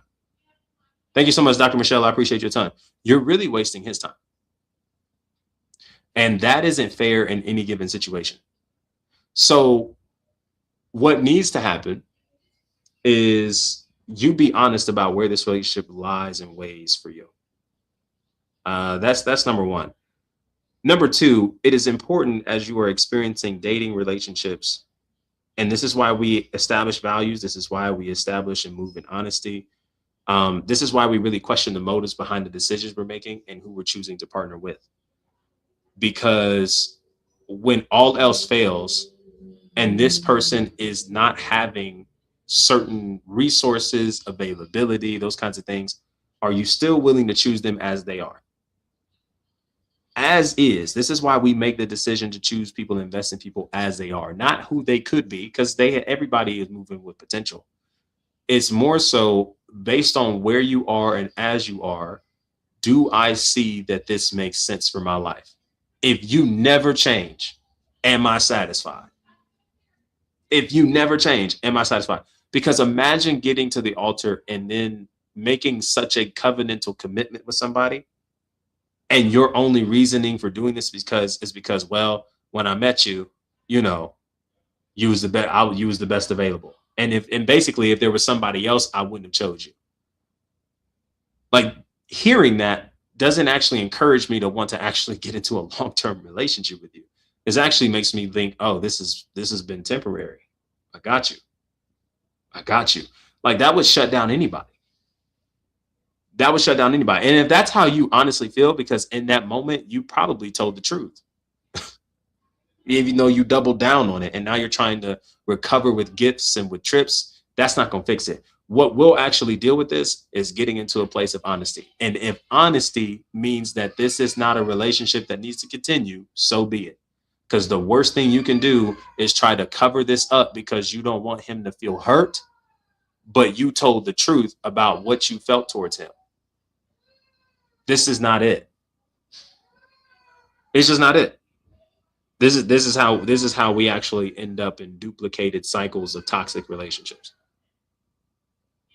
So yeah, you got a problem on your hands. And I think this is why, for anybody watching, when you hear this, regardless of the state of conditioning you're in, that you were found by somebody to make a valid partner with, question your reason why. Why am I making this person my decision? What about them makes me go, I want to be with them, I want to invest in them, and I want to continue building this relationship with them? And if it's for anything outside of who they really are and who you've experienced them to be, then you're making a very temporal decision off of temporal resources and not from places of foundational permanence of your values. And this is how we actually make horrible dating decisions because, well, I only dated you because I was in this condition and I kind of saw what you had. Not, I dated you because, listen, I knew who you were. I experienced you, your stability, your predictability, who you were as an individual, your character, all those kinds of things, because that's the stuff that will last. Yes, y'all. And listen, because I know my platform and I know I talk to a lot of believers. Y'all stop lying to yourselves saying that you don't, your looks don't matter. Stop lying to yourself. Looks is even what made you go to their account and look at what you wanted to say and if you were interested in wanting to communicate with them. Please stop saying that. Looks had a real role and why you was even comfortable with this person approaching you and comfortable with this person shooting a shot. And the first thing you did when they sent you that message was you went over and checked their profile. So stop playing. It all plays a role. It all plays a role. You ain't interested in marrying no duck. Beauty is in the eye of the beholder, absolutely. But you're not interested in marrying no duck. Stop playing. But this is why we have to be careful of why we choose who we choose. And if you're going to move with this attitude of, I only chose you because of the poor conditioning I was in, not because of anything you had or who you were, you just gave, you ain't, Sitting in front of me with such a moment, you're not gonna like what you hear. Because I would encourage him to go. Because what you just exposed was the only reason you chose him was for everything else, but for why you should choose somebody to connect with and invest into.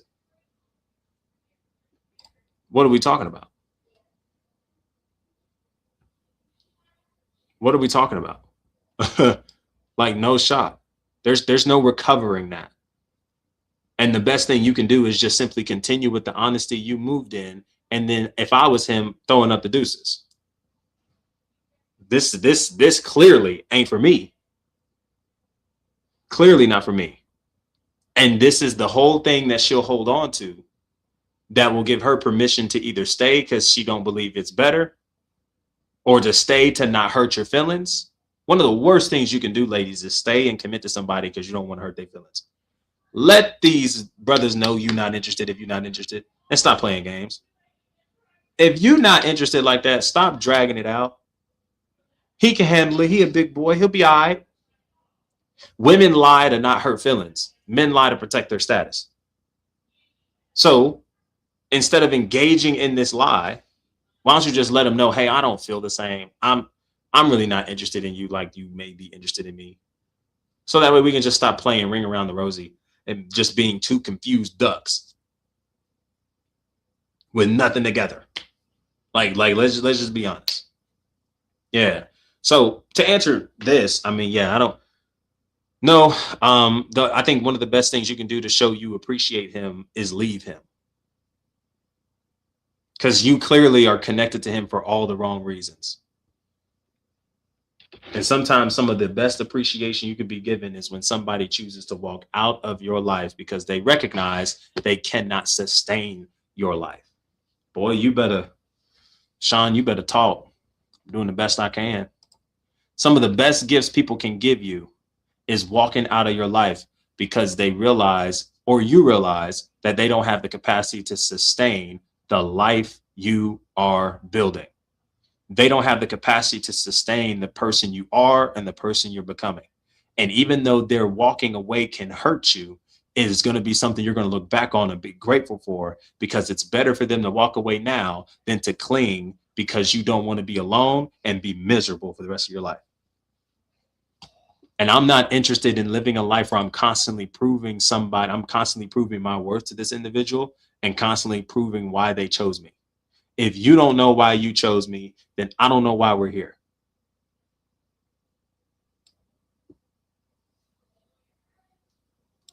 So I guess somebody will say it. I'm cool with being that dude. Um, so, oh man. So this was also, so I'm gonna read one more. I got another one. So I'm gonna have to go cook some dinner here in just a few moments before this late call tonight. Oh, y'all, does this make sense? Drop a one in the chat if this makes sense. Does everything that just shared make sense? Like we got to be honest about some of the decisions we making. Oh, y'all, sitting on the edge of this couch, boy, got my back crazy. But we just got to make healthier decisions. That's what we got to do. It starts with establishing our values and being centered on those spaces, I should say. I got another one. This one reads, I'm not sexually satisfied with the love of my life. Do I stay? Oh, let's talk about it. So this is I'm 32-year-old male, not sexually satisfied with the love 27-year-old female of my life. Do I stay? We've been together for 3 years as boyfriend and girlfriend, moving in together 6 months ago. It's getting to the point where I decide whether this is for life. Now it's getting to the point where you've decided it's for life. Boy, where are we going? I'm going to be blunt here. I'm not trying to be liked. I just appreciate advice. Stupidly. Okay. And he admits it. Stupidly. I had sex with a lot of women before meeting her. I was attractive and didn't like myself much. So all I did was sleep with people for the validation and to nurse a fear of intimacy. First and foremost, I applaud the honesty. I applaud the honesty. What he just did in that one sentence, many of y'all will never do in your life. And that's not because you can't, it's because you won't. That's honesty. She's the most attractive girl I've ever been with. But for some reason, out of the 60 or so women I've slept with, okay, this is key. I want y'all to keep this in mind. Out of the 60 or so women I've slept with, she'd rank low on the list in terms of how much I enjoy the sex. There are three main reasons. Two of them will be controversial, maybe three. Okay, number one, I'm into toned athletic girls. Number two, she is loose, so I don't feel much. Okay, this is him being honest. Number three, she wants it very often, but doesn't initiate and doesn't give off sexual energy. She's the love of my life and my best friend. We literally changed and saved each other's life, and she's the ideal mother of my future children. My questions.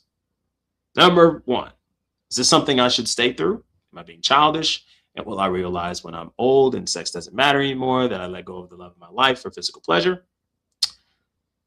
Two, if you were a girl and a guy felt this way about you, okay, would you rather he told you or just said he doesn't want to be with you anymore, as it can ruin sexual confidence for a long time? I have such an easy answer to this, but because he asked this second question, I'm assuming there's majority ladies in here. Answer the second question for me. If you were a girl and a guy felt this way about you as opposed to what was described, would you rather him tell you and be honest with you, or just tell you he doesn't want to be with you anymore? Would you rather him tell you the reasons he doesn't want to be with you anymore is because he's not sexually pleased by you? Or would you just rather him say, I don't want to be with you no more? Drop it in the comment section. That is such an interesting story.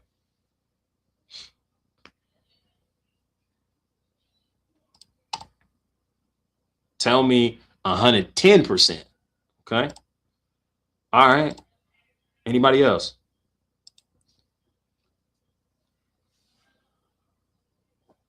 Uh-huh. I will want to know why. Help me to help myself. Okay. All right. All right. Anybody else? If you and a girl and a guy felt the same way about you as he has described in this story, would you rather him tell you or him just say he doesn't want to be with you anymore? Not give you an answer, not give you a reason why.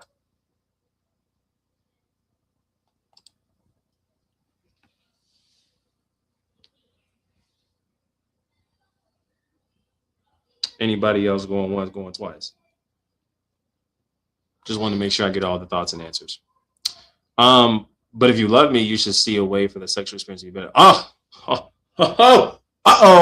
Jojo. Hey, okay, Jojo. I didn't know. I didn't know you came with it like that.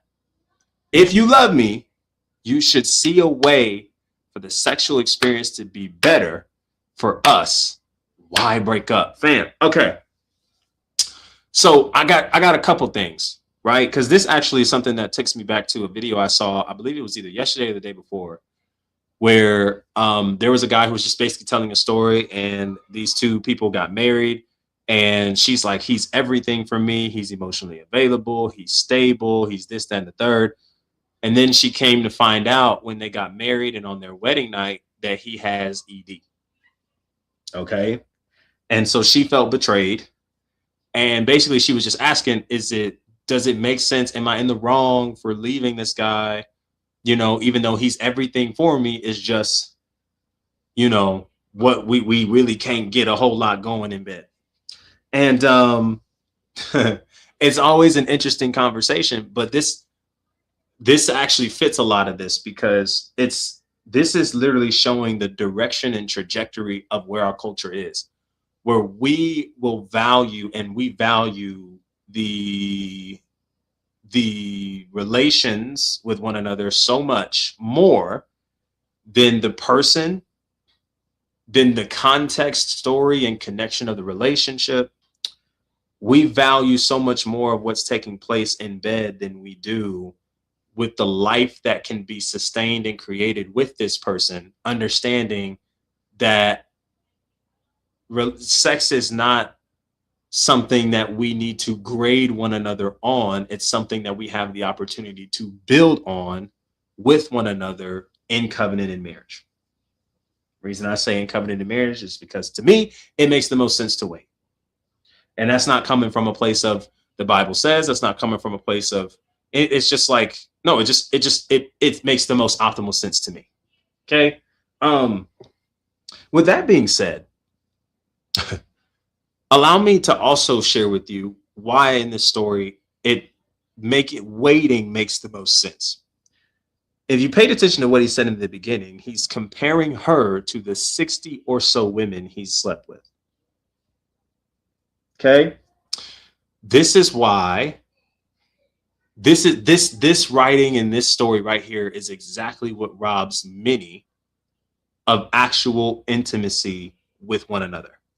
Because in the back of your mind, if you have yet to actually let go of those experiences and not allow your validation and your status to be defined by said experiences, you will constantly reminisce on them and then use the person you're connected to as the measuring stick to determine how good she is in bed. That then allows you to, in a way, weigh out how good is the relationship.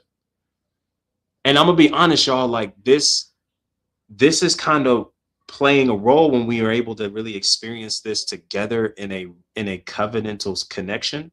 Not to say everybody has that privilege, man, and I understand like the average, I believe, oh my goodness, I believe statistically speaking, and I did a podcast on this.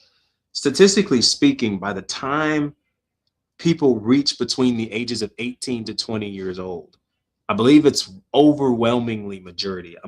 I want to say it's in like the 80 percentile, um, somewhere in the high 80 percentile. Individuals have already experienced sex. Like that is just a given. That's not to say that's everybody, but that's a pretty high number. And then, of course, between the ages of 20 something, I believe there's like between the ages of 21 to 25, you're now seeing people who have at least two bodies, right? So you've had two sexual encounters, all those kinds of things. And so I'm not necessarily trying to make this conversation about how wrong somebody is for engaging in these things prior to marriage. We had a little bit of a conversation towards that. I even made a video towards this because a lot of people believe, hey, if I wait until marriage, I'm destined to have the best marriage in my life, and that's not the case. Just like if you experience sexual relations prior to marriage, it doesn't guarantee a successful marriage either. But what I'm noticing though in this particular instance is this is kind of what helps me confirm that when you move with standards and you don't choose to climb on everything that's walking, it puts you in a great advantage to be able to see people for who they really are and be able to make decisions from a clear-headed position instead of leaving everything up to the idea of whether or not somebody is healthy and good enough in bed. Because if you are talking to me and this story is what's spilled out, what I would tell you is it's important to weigh your values. Because if we can come to a mutual agreement that somebody who you're considering to be your best friend, you have said that you guys have saved each other from much. I'm assuming maybe it's not right for me to assume, but if I'm thinking of the lens of best friend, somebody who's close, somebody that I have genuine close connections with, emotional availability is there, consistency is there, predictability is there, genuine love is there. We are healthy for one another when it comes to our values and alignment. Then here's the beautiful thing about the sex that can be created is that this is something that has the opportunity to advance and has the opportunity to upgrade, has the opportunity to get better along the way. Because there's so much creativity that can go in it when it, again, is just remaining you two in marriage. And when we treat sex like Baskin Robbins, 31 flavors. You can just try whatever flavor works best for you. This is kind of what you get. This is literally what you get. You get in connection with people who are silently comparing you. And then this is what happens to either side, whether it's man to woman, woman to man. Like, the other person is now trying to bear and hold all of this unnecessary weight due to your comparisons, and is honestly being crushed. And now they don't feel that they can be their authentic selves in the bedroom, let alone with you, because there's still this silent expectation and comparison game being played where your performances are being ranked. And this is kind of why we don't maybe make it the best of emphasis to, like, hey, before we get married, before we move in, hey, let's just come together. Let's just see what this is about. Because I'm a firm believer, man, that when you're experiencing that for the first time together in a space of covenant, we now know that I'm not making this decision to commit to you because of the sex game. I'm making this decision to commit to you because of who you are, not what you can do for me, not how you can please me, knowing that this sexual connection is something that can build on it. We can build on it. We can cultivate it. We can create it to however it is that makes us enjoy one another the best. Hitting pleasure buttons, enjoying each other to the fullest, having legitimate conversations on what we want from one another, being able to create that together. Y'all, like, this is what makes rich. This is what makes it rich. And we rob each other of that in a lot of ways when we are playing the comparison game of what we once had, because it's literally the very thing that's going to play you out of your blessing. And this is when I say, like, you literally about to play yourself out of a healthy relationship and connection with somebody because you're like, hey, the sex just isn't good enough for me. What? As if that is something that cannot actually be built on. As if that's something that actually cannot be cultivated in the healthiest of ways. I think we're playing ourselves. We're playing ourselves. Okay? If she's the love of your life, she's your best friend. Okay? Literally changed and saved each other's lives. And she's the ideal mother to my future children. It tells me that you have a part of you that values sexual experiences more than the person you're connecting with, the life you can create with them. That's going to go so much further than how you could please each other in bed. And we are literally, I want y'all to hear me because this is just real conversation. You're literally exchanging a few minutes. You're literally saying the few minutes you experience together in bed, 5 minutes, I don't know, at best, 5 minutes is what you're exchanging for a life partner. You tell me which one makes most sense.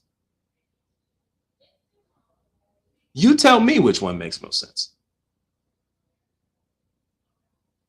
If you ask me, it is something you most certainly should stay through because it sounds like this person has the values and this person has the alignment and this person makes the most sense for your life and what God is doing in it. And to leave somebody because the physical pleasure is not there, although it makes all the sense in the world to me, that really shows the lack of immaturity because we're continuously putting value on things that won't last.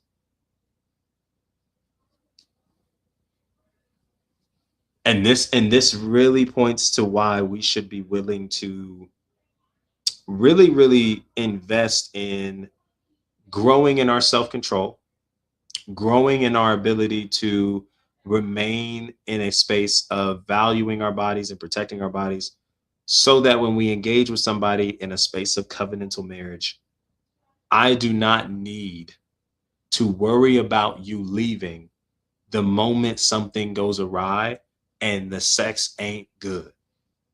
Y'all, I've heard many stories from people who have had some really interesting experiences, one night stands, all that kind of stuff. And what we do is we try to rush intimacy with intensity.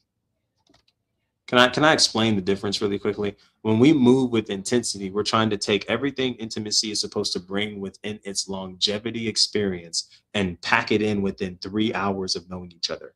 We're trying to do it all in 3 to 5 hours in one night. And what's crazy is a lot of you are shortening yourselves because you're trying to get a cheap thrill and you're trying to get excited and get some releases and you're trying to go through all of that in the span of a short amount of time. This person doesn't even know you. Not only does this person not even know you, but this person does not know how to best please you. And we are trying to actually cultivate all of that in one night. Can't be. You're not even being able to give and perform in the best of ways. Can't do it. One night stands are so limited, fam. You're not even able. So it's like all that in the form of intensity. We're trying to get to know one another. We're trying to love one another. We're trying to do it. But you can't get to know somebody in such a degree like that in 24 hours. That's what intimacy is for. Intimacy is elongated. Intimacy has some breadth behind it. Intimacy has some longevity with it. Intimacy has a room and space to grow and develop. No pressure. No, like, bro, we have so much to actually invest into one another that breathes life. Why wouldn't we do that? Well, the biggest reasons why we wouldn't do that is because corn has taught us a lot. Social media has taught us a lot. And so we would rather cling to all of that than to actually build out longevity in these connections. Intimacy over intensity. Intimacy over intensity. That's what we should be going for. My situation, shout out to Element in the building. Intensity will have you thinking you're in love and then hating that person. Yes. My situation is weird because we're long distance, so verbal communication became our thing, but nonverbal communication when we got together was non-existent. And every time we fought, it was all talk, no action.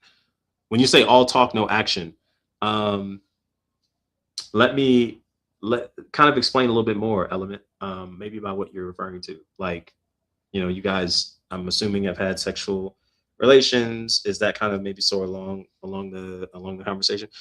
We don't know when the covenant will come, especially for singles. So also being patient. Yes. So both can be true, Jojo, right? So you're talking to somebody who's single. You're talking to somebody who wants marriage, and you're talking to somebody who has made the decision to say, hey, I want to actually save myself to marriage. Okay. I don't say that as a badge of honor, like I'm better than you, because I'm not. It's just a decision I made. Right. But in light of said decision, I also recognize too, y'all, and this actually plays a role in the video that I posted today. You have to be honest with yourself when making said decision according to your values, because it does come with risks. And one of the risks is recognizing that I may go the rest of my life without getting some. Ah, mm. I may go the rest of my life without getting some, because I may not get married. I may not actually go through with it and make the decision to be married. That is just the God honest truth, y'all. And sometimes we think our reward for waiting is like, oh, God's gonna give us a marriage. It's like, God is not entitled to do that. And a lot of times when we talk about marriage, y'all, it's ultimately the decision. You got to go out, you got to meet him, you got to have conversation, you got to connect, you got to weigh the relationship out with your values, you got to make a decision to commit to this person day in and day out for the rest of your life. That's how marriage is coming together, decision. And we sit here waiting on God to reveal our spouse in our minds and dreams and giving us the green light, hoping he drops them off at the front door. Or we over spiritualize this stuff. And it's like, no, fam. I think at the end of the day, marriage is ultimately a decision. So when I choose to make that decision, we'll see. But I also recognize too the piece that I'm at. I don't need marriage. I want it. But it's not like I'm desperate for it to the point where I feel like the life I'm living now is just awful.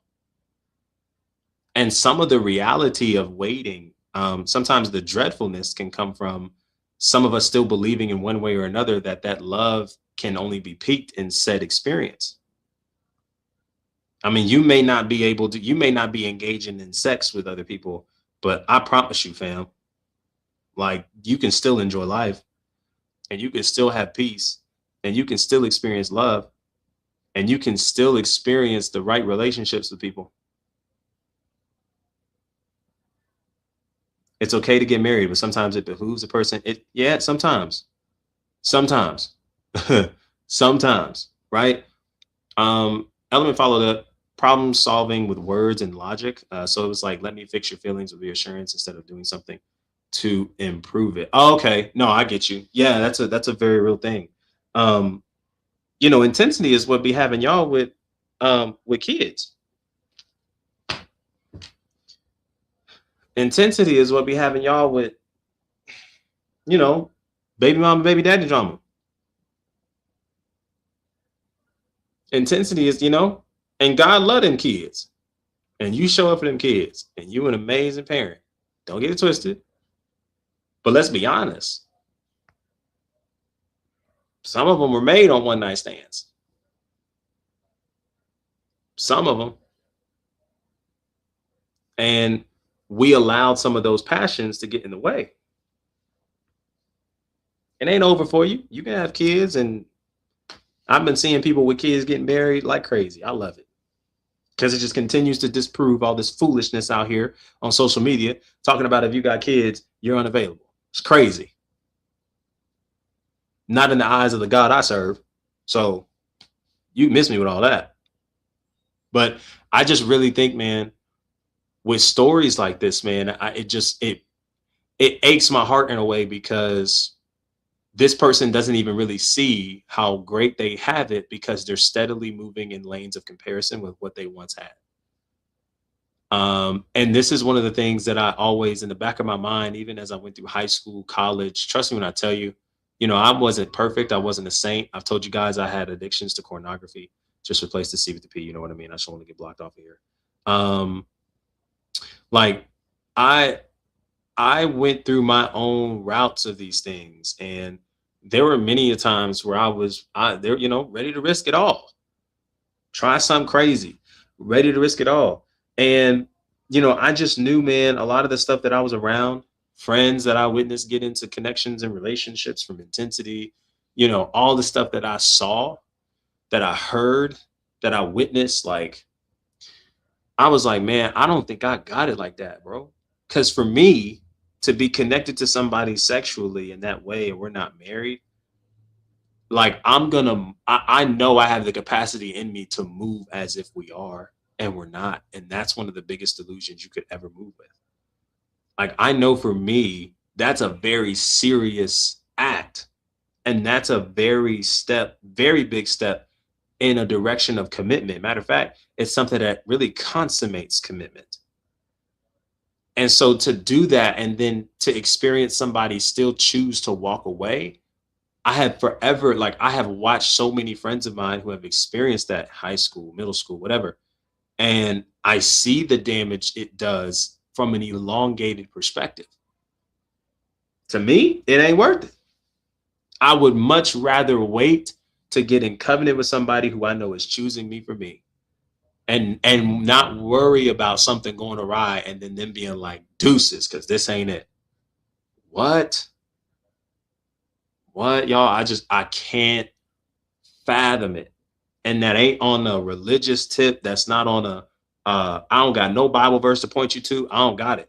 I'm this is experience. I'm like, fam, that can't be it. No shot. And so I just think there's a lot of times, y'all, we are missing out on people that make the most sense for our life because we're living in comparison and because we are stuck on experiences we have with other people that don't compare to what we're having now. And it causes us to miss the abundance we're currently surrounded by. I need y'all to be willing to not move with intensity, but move with intimacy. It's an elongated process. It's not something we're supposed to just mesh in few moments of time. And in moments where you are comparing the person you're in front of to people you once experienced, you really need to get a grip and question yourself and really ask from a place of honesty, what am I after here? What do I really want here? What am I really looking for here? Because that is an unnecessary weight to put on the shoulders of other people you're connected to and you're around that did not ask for that and don't deserve that. And then it robs them in a lot of ways of remaining authentic with you. And when they don't feel they can be authentically themselves with you, now we're stepping into an even faker relationship. And it's what causes more harm than good. Sex should not be treated as Baskin Robbins samples, y'all.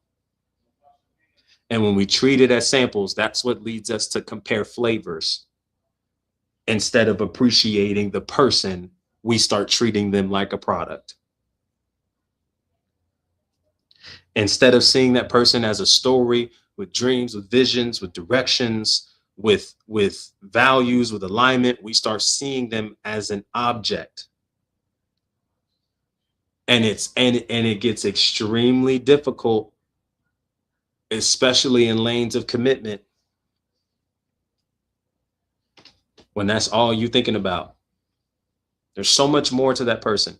There's so much more to who they are. There's so much more to the relationship you can create with them than just what you can get out of them in bed. And it's a shame that we're willing to pass up on people that make the most sense for our lives because we are simply proving to them we're not ready for them to be in our life. Crazy. Y'all want to know why all the 10s? Y'all really want to know why people who are considered, obviously on the scale of 1 to 10, all the 10s and 9s are singles, but all the 5s and 6s getting married? It's because the 5s and 6s are able to produce something a little bit more meaningful than their body and their bank account.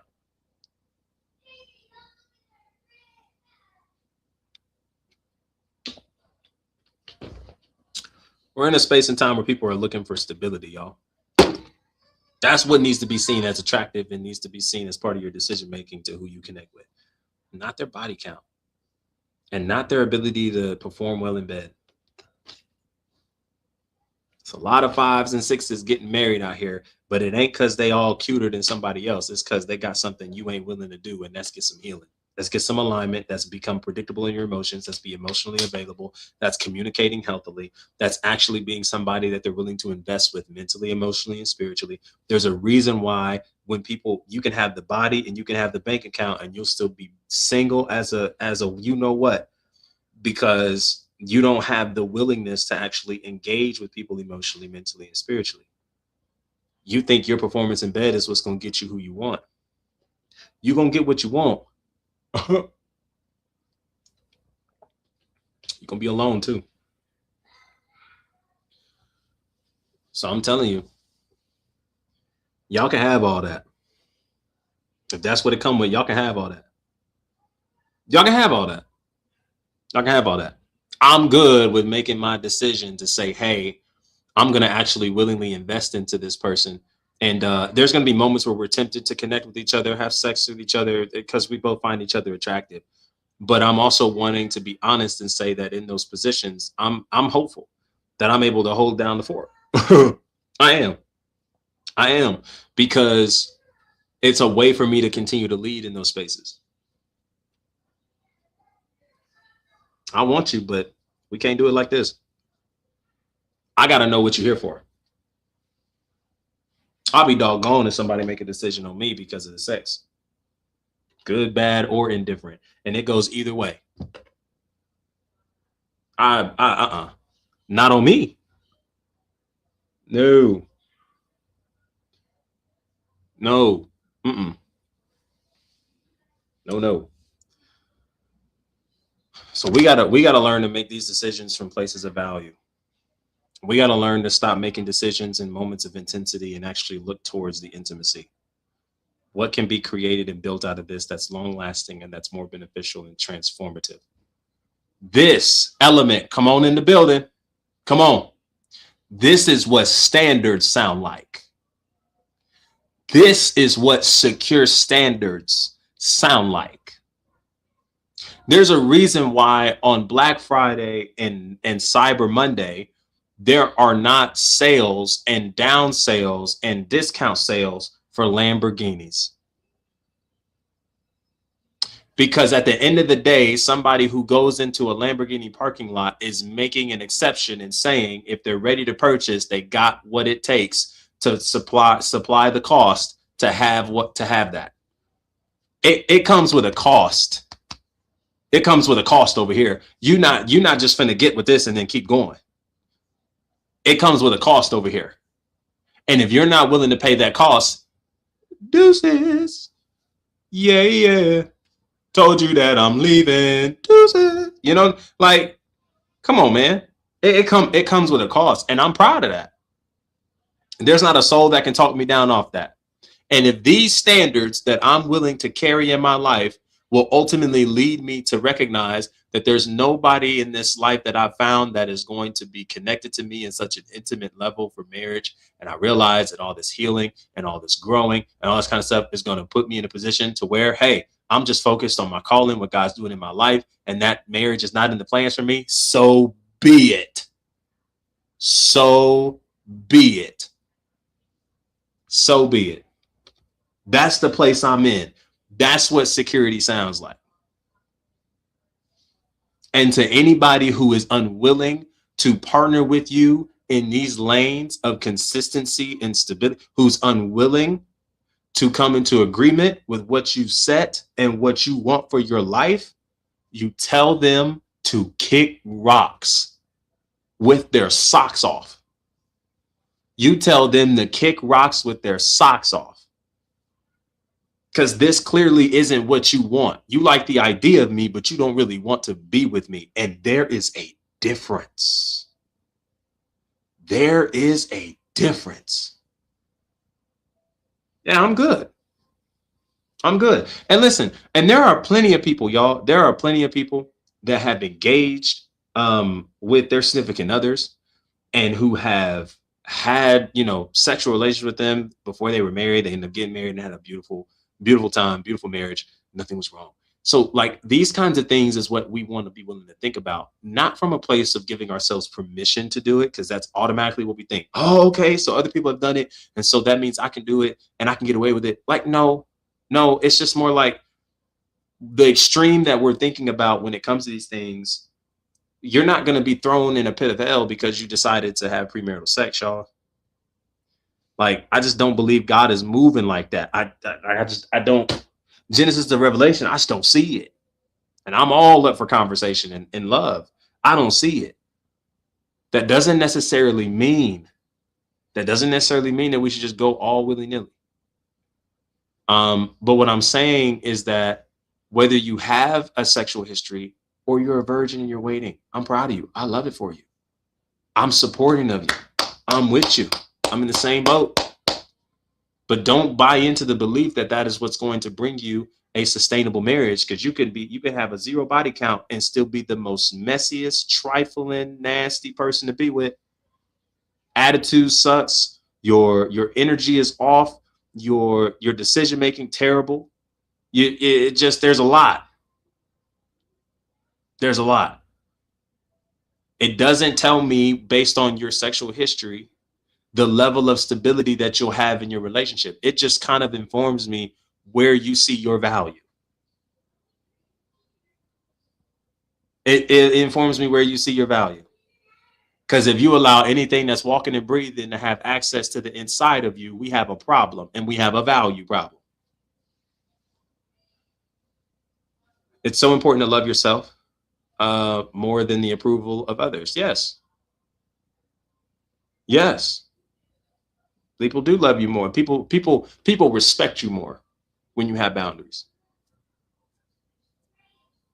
People respect you more when you have boundaries. But instead of fighting for the respect of other people, I need you to be willing to respect yourself and honor yourself. And to those of you who haven't done, what I'm saying, and this isn't like I want to really emphasize this. This in no way, shape, or form is like me presenting a picture where like, hey, my decision is what makes me better than you. Like, no, fam. Like I just told y'all, I had addictions to corn, bro. I tried to live vicariously through other people who were doing things that I didn't dare to do because I knew I had to come home, and I knew I couldn't afford to have no baby coming home, bro. I couldn't do it. What scared me more than my religious affiliation was the fact that I knew I did not have what it takes to care for a child. Because your boy knew I wasn't doing nothing. I wasn't pulling out strong. I wasn't doing nothing. Your boy was going down with the ship. So I was like, nah, let me stay inside, bucko. Let me stay inside. Let me keep it a buck. Let me keep it a buck. Let me stay inside. I ain't got no business out there in them streets. What they say past midnight ain't nothing open but legs. Come on, man. I'm good. You want to get on the game? You want to run some man? I'm down for that. Want to read a book? Shoot. I'm good. I'm good. But it's just, it's no like, it isn't like a, hey, it's better for you. Is it like, no. I mean, it's just from my experience, the truth that I'm living and resting in. Couple that, couple that with the results. It's like, I'm willing to wait, and it's a risk with everything. And those of you who have experienced that, and man, there was a moment I remember talking to friends from high school, and they was like, yo, I did it. And there was a part of me that wished I didn't. I had a phenomenal conversation. I hope I never forget this. I recycle it. I mention it, I guess now maybe a few times a year at this point. Going into college and revisited some old friends from high school. We met up at a Whataburger after going to a one of our older high school games because we still had friends who was a class behind us and just supporting them and whatnot. And we went to Whataburger and we had some awesome conversation. I was quiet for most of the time, wasn't really engaged with the conversation they were carrying, a few laughs here and there. But then it kind of just turned to me and they started engaging with me in a specific way. Back then, I had conversations like this too, just in secret places, not known, still not known, but just having honest conversation. And one of the questions that this is one of my good friends at the time. She was like, are you a virgin? And this was my first time expressing and admitting to somebody that I knew that that was the case. I was like, yeah, yeah. And her response was like, I knew it. Or something along those lines. And so it opened up some conversation. Because in her mind, she was like, well, you're tall, basketball player, you're black, you're this, and like, we just kind of assumed you at least would have dibble dabbled, and it turns out you didn't. And we got into some serious conversation. And one of the things that I said was like, yeah, so I just watched a lot of people that obviously we all know who got into connections and relationships, and I watched how they handled each other, having access to each other in such a deep way. And I mean, I'm not going to lie and say there weren't moments where I felt like I was missing out. Y'all know my story. I lied about having a specific relationship because I was so insecure about being that guy who was seen as single and virgin and not entertaining nobody. But it's like, bro, I'm getting over that, healing through that. I looked at that and I was like, I saw how they dealt with each other. And how they dealt with each other was not a form of covenant or commitment to me. Like, it really wasn't. And I knew really around like freshman, sophomore year of high school when I started really connecting with a lot of people, man, y'all not really here to make a commitment to me. I sound good right now. I sound good right now because out of the pool of people that have been offered to you, because you're going to a school that you didn't really get to choose. I'm in the midst of a pool of people that were just presented to you that you just had to look at and say, I'll make do. It wasn't really a decision that you got to make. It was a decision kind of made for you based on the pool of people put in front of you. And I know that I'm not that person that you're going to look at and want to commit down the line. And it ain't because of anything I doubt I had. It's just because I'm looking at how you moving. This your third relationship, sis, in the last 6 months. Why would I look at that and be like, yeah, I want next? Why? Why? No. So I was having those honest conversations and I was like, man, I just looked around and noticed that nobody was really into really making commitment and covenant. Nobody was really into that. And so I knew that I valued myself too much to just give anybody I saw that I thought was cute access to me. I wasn't willing to do it. I made that decision and I stuck with it. Was it challenging? Sure.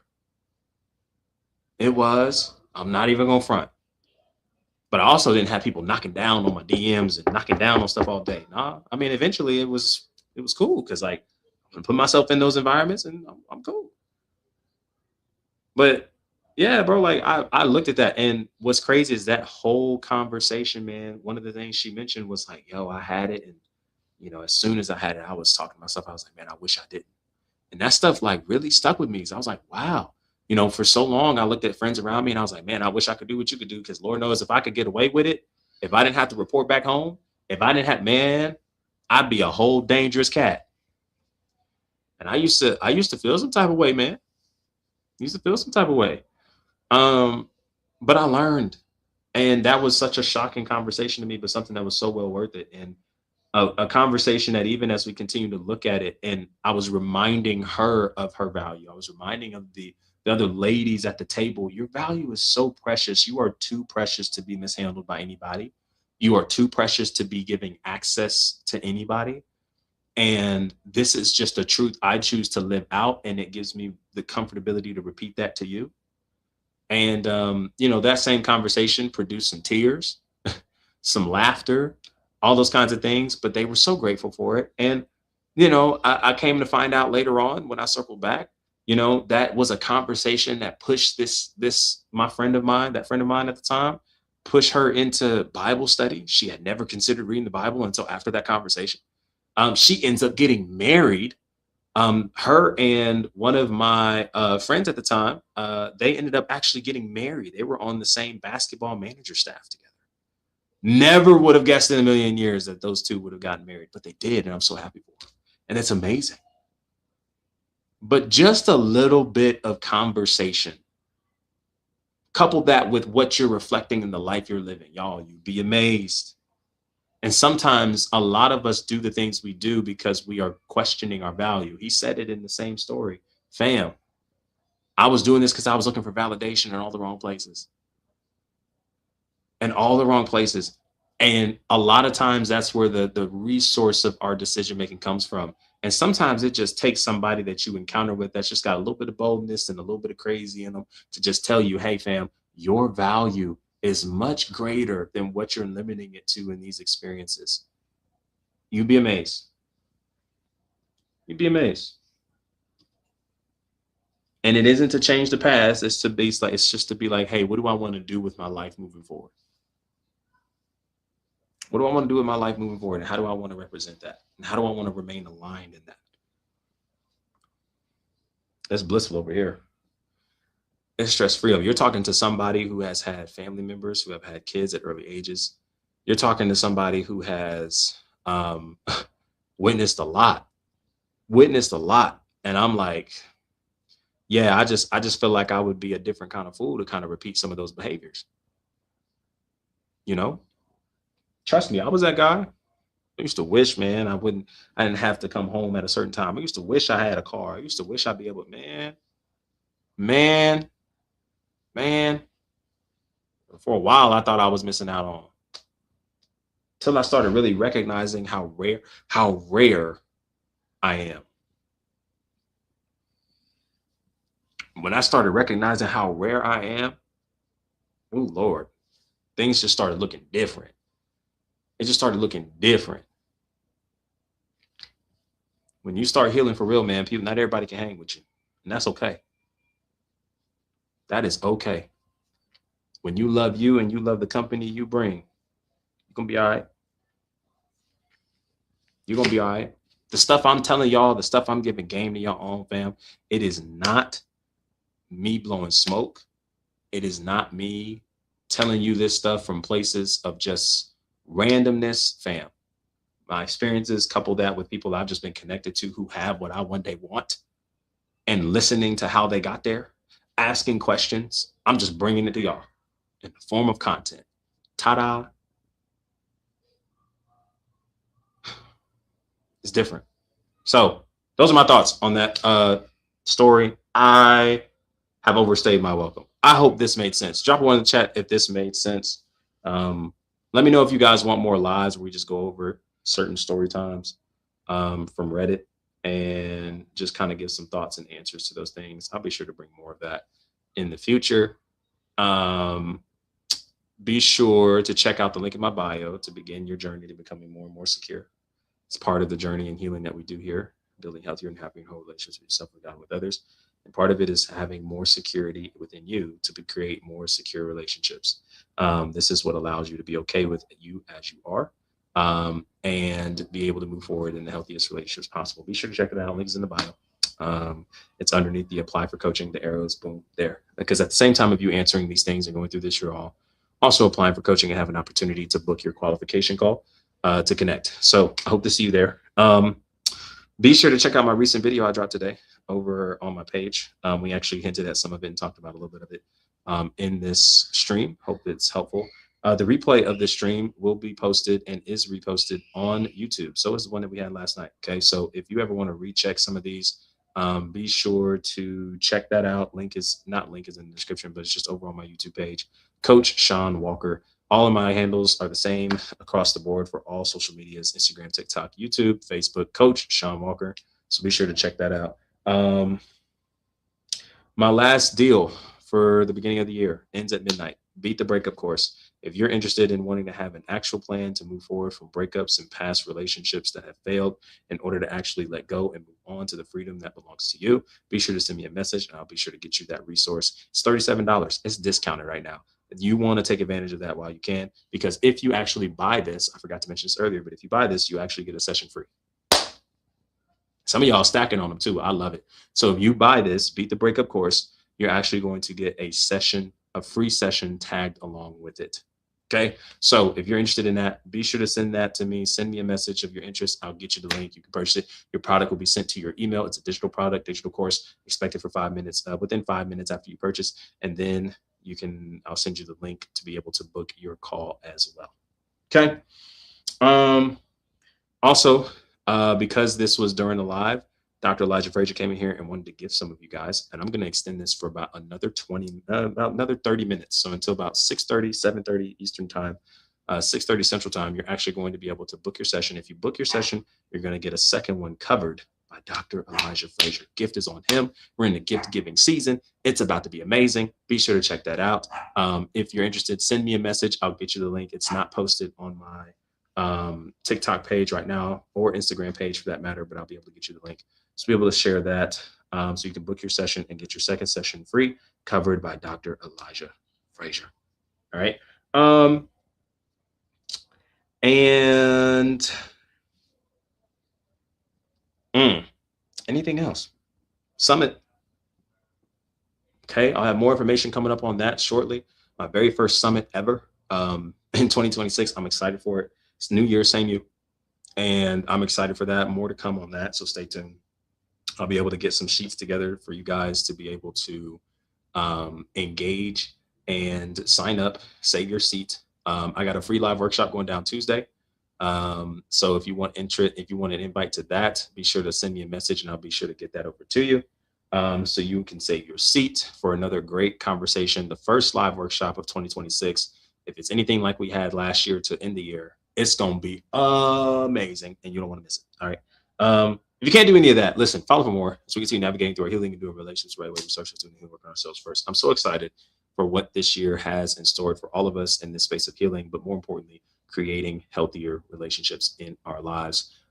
I appreciate you a ton. I'm done talking. I've overstayed my welcome. Until next time, be easy and be breezy. Peace. There we go. Oh my goodness. See, shout out to YouTube. I gotta get better at checking out some of this stuff. See, I was just about to sign off here. How do I heal from constant rejection? Shout out to Cleveland Lindsay Jr. In the chat. I want to be sure I answer that. How to heal from constant rejection? Well, one, we have to reframe rejection. We have to really reframe rejection, because rejection oftentimes isn't necessarily suggesting that we are not enough. And we have to be careful when we assume that people who reject us see us so clearly. A lot of times rejection, and I love this statement here, is about preference or preparation. It's either someone prefers something different or is not prepared for you. But either way, it's not about you. And so when we really lock in on those sentiments, we have an opportunity to reframe rejection and what it means to us so that way we can actually stay aligned in our values in a healthy way and not take every no so personally in our lives. Because truth be told, is not everybody who says no is seeing clearly.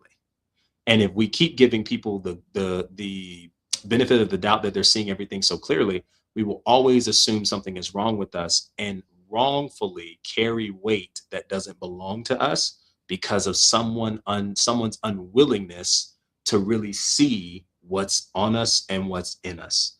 And so you want to be mindful of those things. I think reframing rejection in those lanes are really, really helpful.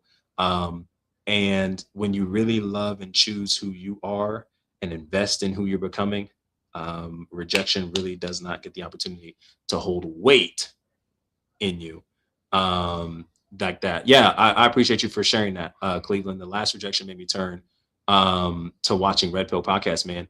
And I can feel you on that. I know I've been rejected, and those were some of the thoughts that kind of ran through my mind. But listen, man, that's a dangerous route to take because Red Pill oftentimes just puts a band aid over things, doesn't really actually heal the wound. Healing the wound of rejection starts with us reframing what rejection means to us, and it also helps us really understand and unpack where did we initially even carry this meaning of rejection in our lives. Where did it come from? Typically it's coming from childhood experiences. And so we have to be able to reframe those in a healthy way, because not everybody that's rejecting you is seeing you so clearly. And when you choose to invest in you and invest in who you are, and love you for who you are, you will accept all the no's for the right yes in your life. And women are not to blame for everything wrong in your life. And I love that you said that, Cleveland. I started to blame women. No, that's not true.